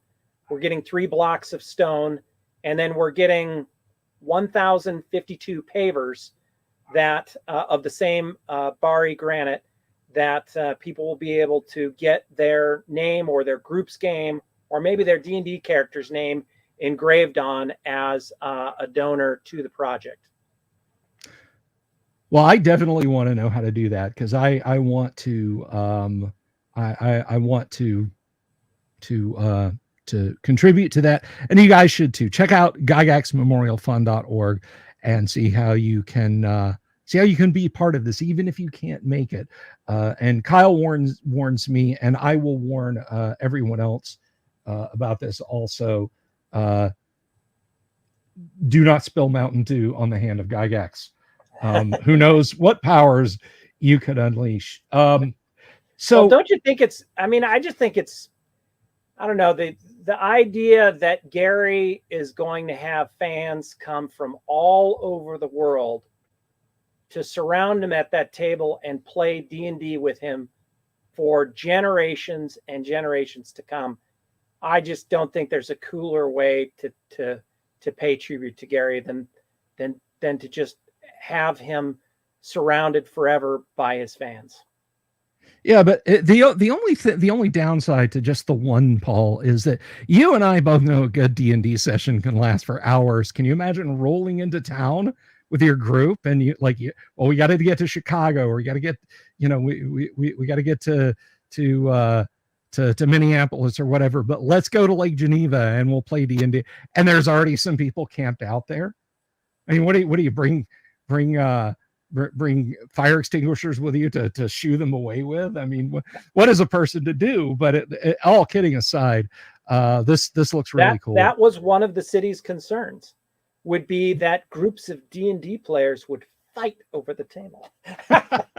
Or that regular people would want to have a picnic there and go, oh, look, a table. Let's eat our Big Macs on this table. And D&D players would show up. And I was like, listen, they'll work it out. Trust me. Trust me. If a D&D group can't come up with a complex, inscrutable plan that's impossible to execute with a large number of people in a desperate timing situation, well, then it's just not D&D. It's just not D&D. And Kyle suggests we lure them away with pizza, and I firmly agree with that. You green olives and pineapple. You got the salty and the sweet. Perfect. Anyway, speaking of plans, of plans and D&D players, for those in the audience, and we got 150 folks watching now. I think the balance are probably over on the Twitter side, but that's cool. Wherever you're watching, if you haven't already, please click the subscribe button and the bell icon for notifications, because having great guests on like Paul, you don't want to miss that. So please subscribe to the channel. But for those who don't know, now you don't just raise Gygax awareness. No. Well, not through, running around like a chicken with your head cut off and organizing an entire, basically turning Lake Geneva into a theme park all by yourself in the course of a few weeks for a full weekend. You've played Dungeons and Dragons once or twice, right? Like you're not unfamiliar with it, right? A couple times. I played 5th edition once. It was yeah, right. I figure you watch Critical Role and said I'll give it a try, right? Dragon, Bard, Tenari, Beta Zoo, Elf. Oh, there you go. Okay, yeah. So a pretty vanilla character. Yeah, pretty vanilla character is 5 egos. But all kidding aside, you have the Legends of Wargaming, which is almost a convention unto itself within GaryCon. So for some of our audience members who may not be 100% familiar, tell us a little bit about Legends of Wargaming. Well, Legends of Wargaming started way back in 2006 at Lake Geneva Gaming Convention, when I ran a chainmail game with Gary Gygax and Jeff Perrin playing. Other people playing were Ernie Gygax, one of Gary's oldest gaming buddies, Bill Hoyer, of course, Rob Kuntz, and a couple of other people who were members of the Domesday, the Castle and Crusade Society. And we had basically a little mini Castle and Crusade Society reunion. It was a fantastic experience. And I realized that, if Gary had his choice of what to do at a game convention, if he could choose something other than a role-playing game or D&D, he would choose a war game hands down, because that was his true love, was history and wargaming. He was just only seen by his fans through this lens of D&D. And so when he goes to conventions, he has to play D&D. I thought, wouldn't it be great if Gary could come to a convention and play a war game? And he was really excited to be able to play chainmail. And that was the beginning of the idea that when GaryCon came around, after Gary died and after the memorial service, we all went over and played games at the American Legion Hall, which was the site of some of the earliest Gen Cons and a lot of wargaming. And so as GaryCon developed, I developed this mini convention within a convention called Legends of Wargaming. And basically all of Gary's old wargaming buddies from back in the day who co-authored a lot of the great games that we look back as the classics of wargaming, they were all still alive. And I started inviting them to come to GaryCon to show the next generation what they created with Gary. So I had Jeff Perrin come and run Chainmail and Cavaliers and Roundheads, TSR's first publication about the English Civil War. And then I had Mike Reese, who co-wrote Tractics, a World War II armor game with Gary, come up. And then I built a portable, collapsible, movable sand table that I could set up at GaryCon, unfold, put on a couple tables, and put 810 pounds of wet sand on it to make a classic sand table wargaming table. And folks, I have seen it. It is glorious. And we started running chainmail games on there. And Terry Kuntz, Rob Kuntz's brother, came in from California and started running chainmail games on it, and Napoleonics games, and Mike Menard, who was basically got his degree in medieval history because of learning to play chainmail with Gary early on. It inspired him to pursue a career in studying medieval history. And that's what he became. He became a medieval historian because of chainmail. And so Mike runs games and tells people how, Gary would cheat and Don Kay would catch him, and Mary Jo would let the cat down in the basement and it would go number 2 in the sand. And this whole oral tradition and this great gaming, all these great gaming legends are passing on that generation of wargaming to the next generation. My favorite story, I think Jim Skatch is his name.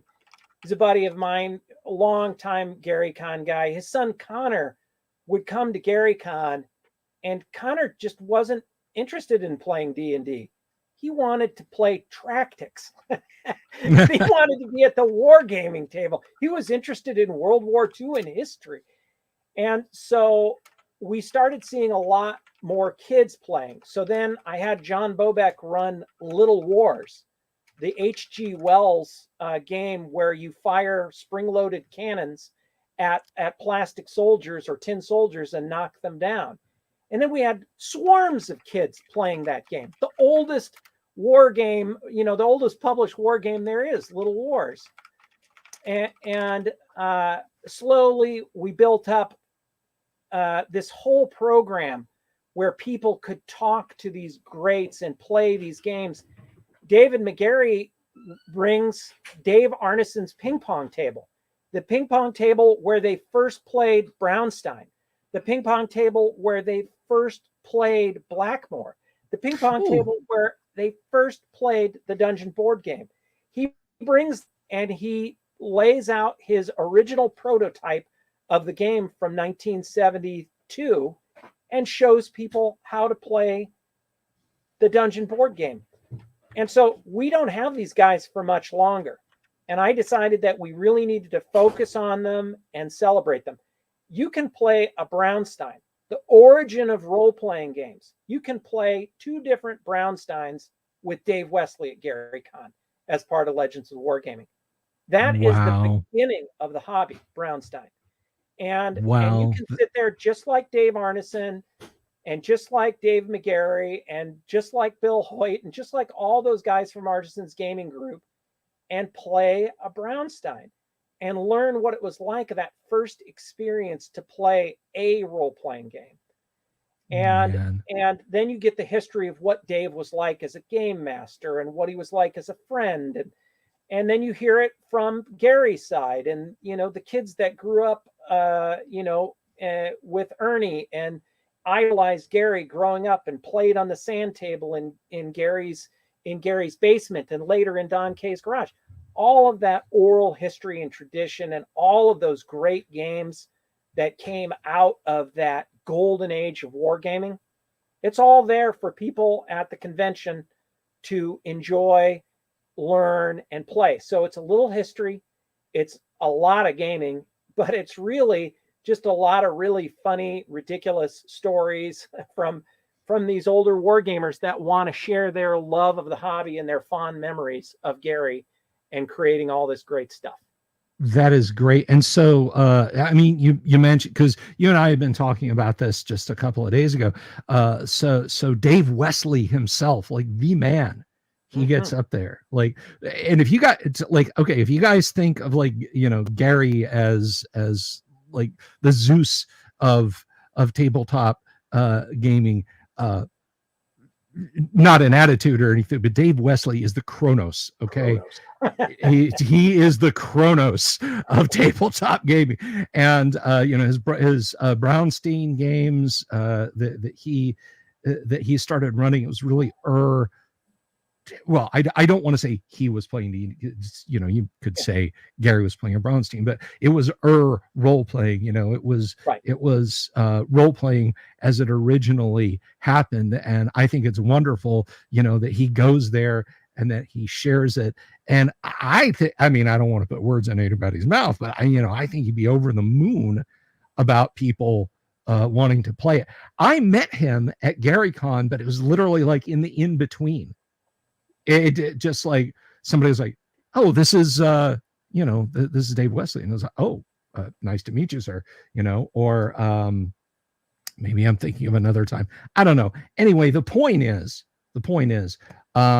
you do an incredible thing with the Legends of Wargaming. And I'm made to understand you have a couple of nice dioramas that you take up there, but I don't really know anything about those, so I'll just have to go with whatever the internet rumors are on those. I have quite an epic temple of elemental evil made by my friend Doug Waltman, but with Bill's incredible I mean, I don't know how many evil spikes you made, but there was a lot of evil spikes on that temple. 185. And man, it looked fantastic. I got to tell you, that was the belle of the ball. Everybody came in. Tom Morello came in and was gobsmacked by it. He was just like, does this thing open up? I go, yeah. And I opened it up and he looked inside and he was like, oh my God, this is incredible. I didn't realize this place was so huge. And here's the thing, Bill, without those evil spikes, it looks like the Baptist church down the street. It does. It really does. When mega church down the street. When I saw it, and I've shared the pictures with you guys, but when I saw the spikes and the Oni masks that we used for the evil faces and everything, I was like, if we hadn't done this, this would look like the Presbyterian church. It looks over like an evangelical on 4th Street. It would. But we did. I printed 40 windows. And doors. You did the doors and the windows. Please don't mention the doors. And, all of the columns, all of those columns from the inside too. The columns, the square columns that are up near the fire altar and the apse of the whole place. Those things were massive. Yes, and there is an Easter egg in the slender columns, which I think I told you. but I'm not going to Don't tell anyone remember. else. You guys, I will tell you later. And as soon as I tell you back, oh yeah, right, you mentioned that to me. But there's an Easter egg in the Temple of Elemental Evil columns. You'll just have to go to GaryCon and look at it and see if you can figure it out. Maybe I'll let that secret out one of these days, but I'm not gonna tell anyone now. So now, thanks to you, Bill, people can play the Battle of Emerald Meadows, the Temple of Elemental Evil battle in the temple, at the front door of the temple and leading up to the temple itself, and in to the upper floor of the temple. And they can play in the moat house as well. So they get to play the triptych of battles from the Temple of Elemental Evil saga in the world of Greyhawk. And it's all done using chainmail rules, but adapting some AD&D spells and character classes to kind of fill out the roster and the order of battle. They can do that, Paul, but it's not because of me. It's because of you and because of Doug. It's because of you and because otherwise of Doug. it'd be a visit to the local Presbyterian church. Doug would have done something with dowels and paper mache, I'm sure, and made an absolutely beautiful thing. I just thank you for letting me get a little bit in there. And I would give me the opening measurements properly, and I'll send you a proper set of doors. The front doors, yes. Yes, the front.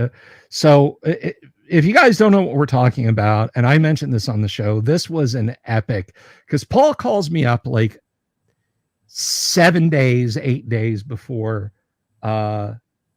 GaryCon and says, okay, what about the doors? And I'm like, it's all sent. Doug's got it all. All of it? Yeah, he's got all of it. But what about the doors? What doors? The front doors. And I just had this sinking feeling. So I designed a set of doors. I'm just going to tell you guys the shortest possible version. I designed a set of doors. I got the measurements from Paul. I got the measurements from Doug, and somehow and I shipped them to them. Now, the fact that they're the wrong size, I will just spoil the punchline right now. The doors were the wrong size. I call up, I get them printed, and I call up the Grand Geneva, and I said, I am shipping you a package, and it will arrive on this day. And they're like, no problem. Cool. Be on the lookout for this. It's for Paul Stormberg, care of Paul Stormberg. Cool. No problem. We do this all the time, sir. Excellent. I send the package and I track that thing. Like when it goes from the front of my local post office into the back, I get a notification. When it gets put on a truck to go downtown, I get a notification. When it gets on a plane to go to Atlanta, I get a notification. When it goes to Chicago, I get a notification. When it goes to Milwaukee, I get a notification. When it goes nowhere, it sits in Milwaukee. It doesn't get there until Saturday. I call the Grand Geneva. The day of the game. The day of the game. I call Grand Geneva in the morning. Did you get this? No. Okay, according to my information, it's at the post office. You told me you'd go get it. Please go get it. No. Well, to be fair, what they said was, we've already sent somebody and we're not going back down there today. And so I'm basically having a thrombo. I call Paul. I talk to Paul. I call the front desk and I say, I go full Karen. I would like to speak to a manager. Okay. Before, what about? I explain everything that I just told you guys. Let me go look. They had it all day. All day. They had it all day. And I was like, awesome. Mr. Stormberg is sending somebody to get it. He needs to come and get it. Paul is in the middle of running the game. So you get away and go down and get the doors. I just message you. Did you get the doors? Yes, I got the doors. Ah, thank God. And I start getting pictures from Alan Grohe, from other people. Hey, the doors look kind of cool. The doors look really cool. The doors are the wrong goddamn size. We made them work. They look great. They I looked. didn't have any problem with them. They looked. I'm glad you like them. You're getting properly sized doors as soon as you give me the correct. As soon as you give me the correct dimensions of the hole. So that's the saga of the doors. And it was quite an event. So, but I'm glad that you like them and that you like the fixtures that I did. There's also it's not playable. I don't think Doug is planning on making it playable, or you plan on making it playable. But there's a Quasqueton that I in 15 millimeter that I did the doors for, and there is an Easter egg in there also. There is a kind of a sort of a recursive D&D Easter egg in the 15 millimeter Quasqueton. So you guys should definitely check those out. And if you, I will award anyone in my audience 100 internet dollars, which is worth 0 American dollars, but it's worth like 5 million Zimbabwean dollars. If you report back to me and tell me what, if you can figure out what the Easter egg in the pillars in the temple is, and where the Easter egg is and what it is in the Quasqueton diorama, if you make it up to Gary Con or you've seen pictures. But anyway, so Legends of Wargaming fills the whole ballroom at Gary Con, and Mike Mornard said to me once, he came up to me and he said, and this is a guy who's been around Lake Geneva and the wargaming scene since the 1972. And he said, walking into the Legends of Wargaming is so much like walking into Gen Con back in the 1970s. It almost makes me cry. Because he grew up with all those wargamers playing those great war games together at Gen Con every summer, and it was just magical for him.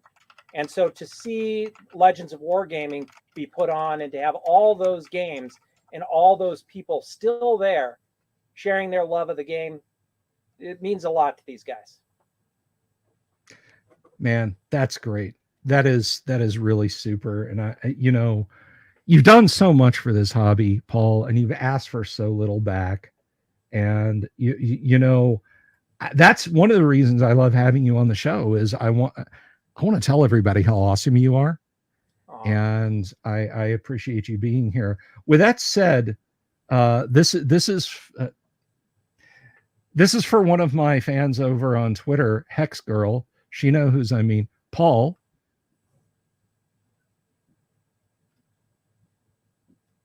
Joust! Are we jousting? We are jousting, Stormberg. Excellent. Fetch thy lance. You're going to have to remind me how to joust, though. So for those of you who don't know, there is in the back of the rules for chainmail, and I'm sure everyone can see that perfectly clearly, and it's not completely blown out on my camera. This is the jousting matrix. It is a diceless man-to-man war game included separately in the back of chainmail. People have asked me, like, why are there no jousting rules in AD&D? Because you got them in chainmail, sucker. All right, Paul, for our audience, how do we do this? All right, so you basically have to choose the aim point on your opponent as they come down the field. Do you see the shield? Yes. See the shield picture in there? So there's things like CP and SF, and they all stand for fancy French names for the locations on the shield. Like CP is center pale. Chief pale. Yes, and so there's a variety of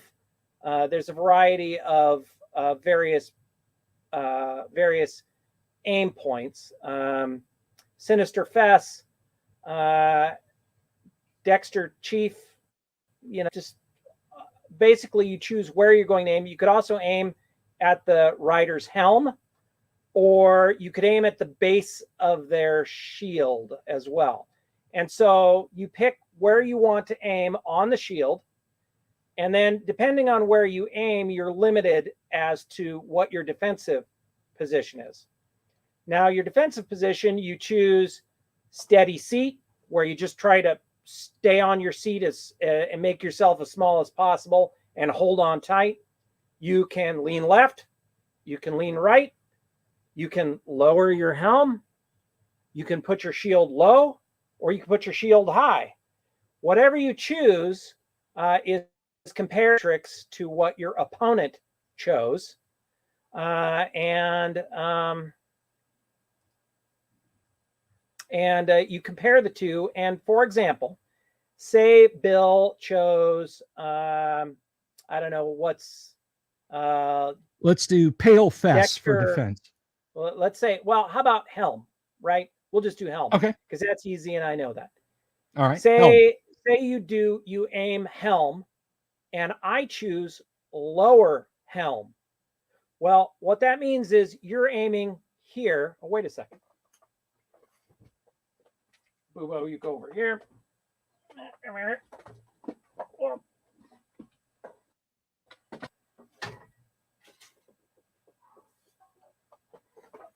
I'm going to move you down. I just moved back into my office. So. Okay. So say I have my helm here like this. I was gonna try and get him to put the helm on tonight, guys. This was not planned. So say you're aiming right here at my helm and I go helm low and I duck. You're gonna miss and go over the top. Yes. And therefore, it's an M for miss on the chart. That is correct. Okay, so you choose your aim point, and then your defensive position, and then we announce them at the same time and we compare. Okay. So I have remind me all of the locations again. Okay. Because I don't have my book. That's fine. That's fine. I have my aim point. So we have our aim points here. We have helm, Dexter Chief, Chief Pale, Sinister Chief, Dexter Fess, Fess Pale, and Sinister Fess, and Base. Okay. All right. So choose your first. I've chosen mine. I have you gotta choose your aim point and then your defensive position. All right. I have my aim point and I have my defensive position. All right. Since I'm not prepared for this, I'll have to come up with some stand-in horse stuff. Ready? Ready. And then you say, joust! Joust! Okay, so, Sir William, what is your aim point? My aim point is Chief Pale. And I have chosen lean result.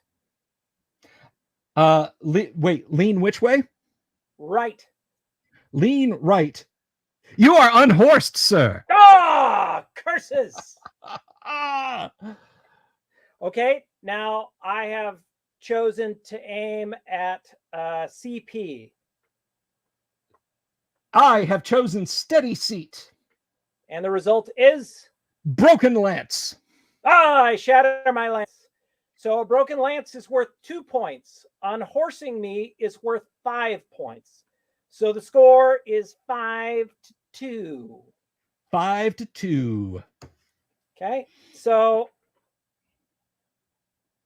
I have chosen my next aim point, but because I've broken my lance, I can only choose defensive position 4 or 6. So you've got me like a fish in a barrel. Okay. I have my defensive position and my aim point. Okay, so Sir Paul, aim point. Dexter Chief. Your aim point is Dexter Chief. Yours is? Steady seat. Your lance is broken, sir. Ah, curses. Well, fortunately, the fans go wild because they love free toothpicks. Okay, so what is your aim point? Dexter Fess, Sir Paul. Dexter Fess versus Steady Seat. My lance is broken. Ah, the crowd goes wild. Free toothpicks again. Okay, so now on this ride, we're both restricted to 4 and 6. And you have an advantage because you can see the rule book. That's right. But I have already chosen my defensive and aim point. So whenever you're ready. Oh, you know what? We didn't do coconuts. We got to do the coconuts. There we go. I do for GaryCon. I run this every year, and they have about 100 people play this game at GaryCon, including little kids. One year there was a group of 12 6-year-olds to 13-year-olds, all with their cell phones, all with their smartphones in their pockets, and they just played and laughed and played this game from 1971 created by Gary for 2 hours, just having a great time. All right, Paul. Are you ready? I am ready. Joust!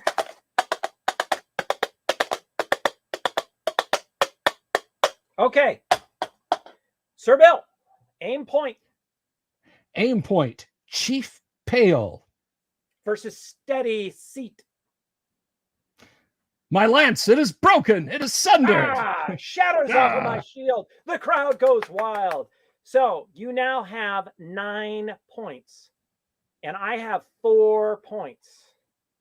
So this is for the win. This is for the win. Aim point, Helm. Versus? Aim point, Helm. Versus Shield Low. A miss. Ah, you ducked under it. Congratulations, Sir William. You are the winner of the joust. Thou wert a worthy opponent. See my barber and have that ear put back on, good sir. Well, I was at a slight disadvantage. I didn't have the dang rule book. But yes, that's basically how you play. And, you know, we have coconuts up there, and we have a beautiful display of a joust, and we have jousting screens that have all the instructions on the screen so that the players can sit across from each other. It's fantastic fun. It's the first thing that you see when you come into the Legends of Wargaming room. So, and for those of you who are the joust, and I do rather like it. I will share this real quick on the screen for folks to see.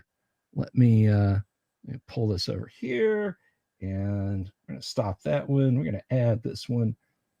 Just 27 easy clicks to get this to work in StreamYard, everybody. And then we add that. So there is the jousting matrix, in case you guys were wondering. And I love that. You know, I was like, I saw the helmet in the background, and I was like, I'm going to see if I can make Paul put that helmet on. I didn't have to try. So this is the jousting helm that the champion holds up. The very first year we did it, you can see Luke holding aloft the helm. And because it's at Lake Geneva, these are 2 pickerel pikes. So they're actually fish. And I imagine them kissing the head of the victorious. There's probably some frou-frou French terminology to explain that, you know. Pickerels is what they're called. Well, pickerel. You know, this helm I had made in it was made by a blacksmith, metalworker, armorer in Prague, and he made this for me. What is it? back in 2009 or 10. Well, it is an absolutely lovely piece. And thank you for donning it while we jousted. Yes. Doom Sorts as Pinkerton's coming to my door in 3, 2, 1 because I'm sharing up Wizards of the Coast material on screen. Whatever you do, anyone who's interested in this, don't pause the stream and screenshot this. You mustn't do that. That's wrong. But anyhow, well, thank you, Paul, for engaging me in jousting once again this evening. So is there I don't know, what's our record? I don't know the points record. Or do you mean like the Did you win last time or did I win? Oh, you won handily the first time we did. The second time we did, I don't recall. I think you did, but yeah, I won handily this time. Let's call it a tie. All right, that's fine. Next we'll call time it will be the determining factor. It's one. You will be at EggCon next year, correct? That is correct. I was there this year, and I ran OD&D games, Greyhawk Castle, right there in the dining room at 330 Center Street, where Gary used to run his games. And I also ran some chainmail games in the basement on the Gygax Memorial sand table that I built. Nice. Well, I will be there this coming year. Heidi and Eric have been kind enough to invite me up. Awesome. And so I mean, more than that, they're bringing me up there. It's not like, well, they asked, so I'll go for them. No, I mean, they're helping me out because, as I've said before, you can invite me to any con you want. Just give me a year's advance notice and I'll start walking that day and I should be able to get there by the next year. But yes, I will be up there and you and I can engage it. We can break this tie at Gary at hey, you know, EggCon, I might bring the joust with me. It's an idea. It's on. I'll bring the coconuts. Bring the coconuts, bring the joust. We'll settle this over a case of spotted cow like men should. Lovely bunch of coconuts. Absolutely. So is there anything else? Oh, Savo threw the garter out to the victor. I guess that's me. I'll catch it. I'll catch it like that. My lance is broken. But is there anything else that we need to discuss that you haven't gotten a chance? Just probably two things. Okay. We are going to run the Kickstarter in October. And the Kickstarter, basically the Kickstarter rewards are going to be at a certain level. You're going to get to have a paver engraved with your name, the name of a loved one that played D&D with you that has passed, you know, your D&D character, your gaming group, you know, Hellfire Club, whatever you want to have engraved on that stone will make up the sort of the patio that surrounds Gary's memorial. And the closer you get to Gary's throne, obviously the higher the premium is for the stones. So for the stones, I think right around the base, it's anywhere from 1,000 to 5,000, but out in the general field, it's just about $250 for a 4x8 granite paver with your name or the name you choose engraved on it. That's 4 by 8 inches, I'm guessing, not 4 by 8 feet. Yes. We only needed 4 pavers. We're just going to really pave hard over. To raise any money. We got 280. That end of Lake Geneva. We're just going to, all houses must be demolished. Remember when I said an entire park the size of a chessboard? That's what we're doing. We're messing around. All right. Well, that's cool. 4 inches by 8 inches. 4 inches by 8 inches. And made out of that same berry granite that we're getting out of an American quarry in Vermont. It will be a glorious thing from China or India, but we've decided to go American. Good for you. It will be a glorious thing for archaeologists to find in 5,000 years at the bottom of a lake bed, won't it? Yeah, and the first person to ride up on horseback to see Gary sticking out of the side of the the Dune will say, "You maniacs! You blow it up!" Yes. And then somebody else says, "No, you want the Jim Ward statue? It's over there. He did more of the post-apocalypse stuff. This is okay." You know. So that's number one. Okay. So number two is Legends of Role Playing, which is the tournament I run at Gary Con every year. Mm-hmm. And it started off as me wanting to co-write some adventures with the original TSR folks. And so we've run one each year where we've designed an adventure, and it's a one round, scored by points, AD&D first edition, old school, and I mean old school tournament. And you have 9 characters, and so 9 players on each team. And it's a 4-hour session on Friday night from 6 to 10 p.m. Last year, we had 145 players, making it the largest old school AD&D tournament in the world. That is 16 teams of 9. You know how many in 1980? I think in 1980, one of TSR's big tournaments, I can't remember if it was the Slaver series, but that was about the number of players they had playing in that series. And so I think it's kind of cool to think that we've come to the place where you can play a first edition AD&D tournament and have a turnout similar to a 1979 TSR AD&D tournament at Gen Con. Wow. That's awesome, dude. That is freaking awesome. So this year, the tournament is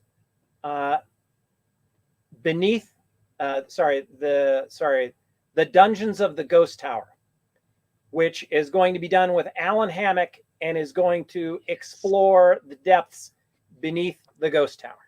We are big Alan Hammock fans around here. That excites me. That is awesome news, dude. So that sounds fantastic. And the closer we get to that, of course, you'll be back on the show and tell us more deets as we get those, right? Indeed. Excellent. That is wonderful, man. I really, I'm never going to say never, so I'm not going to say, oh, I'm never going to get to see that, but we'll see, but that would be an awesome thing to see. Well, when you are at EggCon, I will give you a personal tour of 330 Center Street.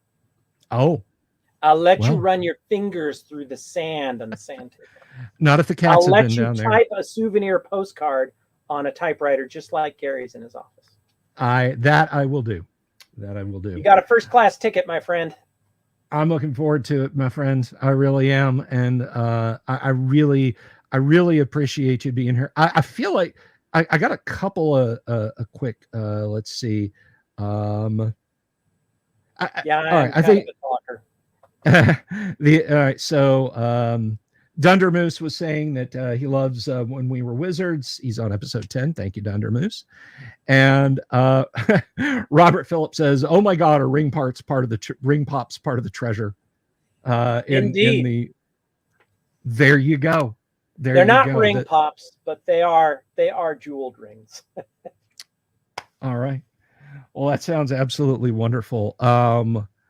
Paul, man, I got to tell you, it's wonderful to have you here again, my brother. I really appreciate it.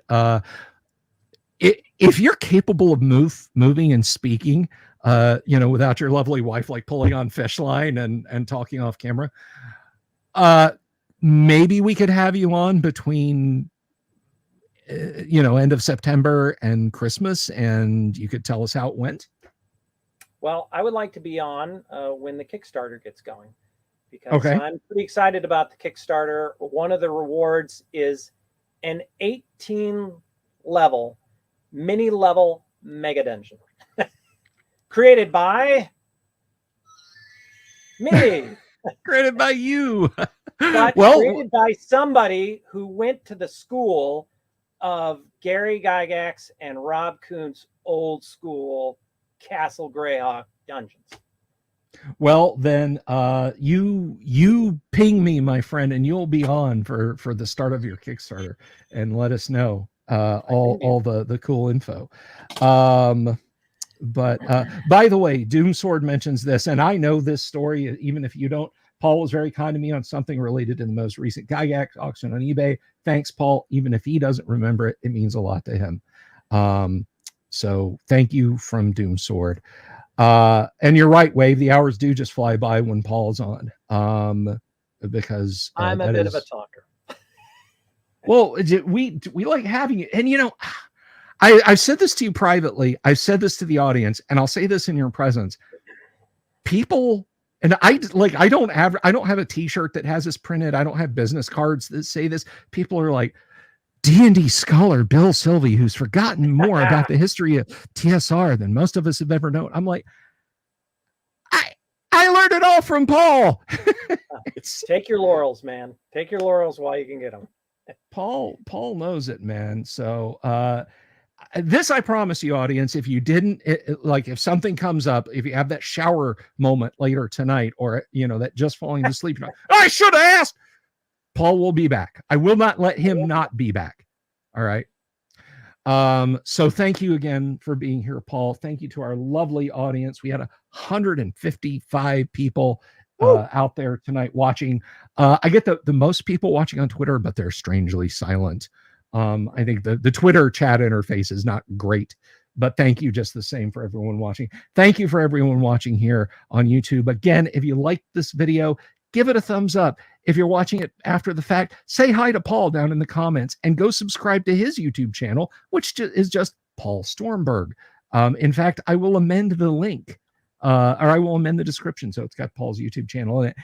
And you can watch that Dragon Days trailer with sound this time. You can watch it with sound if you want. Paul, please help yourselves to the pistachios and Hennessy in the green room. We will get you a coffee mug and a properly sized t-shirt. Thank you for being here. I will slide you back there. And everybody else, I really appreciate it. My apologies to Blues Traveler. We just ran out of time tonight. I'm sorry.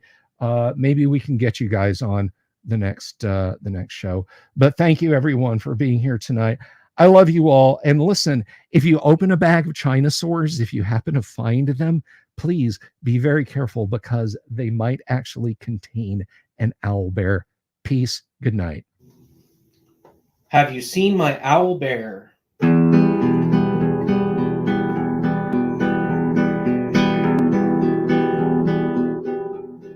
Here's to all the weirdos everywhere, in the woods and in the air. Have you seen my owl bear? Should I shave off all my hair? Bobs are all around, some live in tunnels underground. Some are fat, some are rich, some are sleeping in a ditch.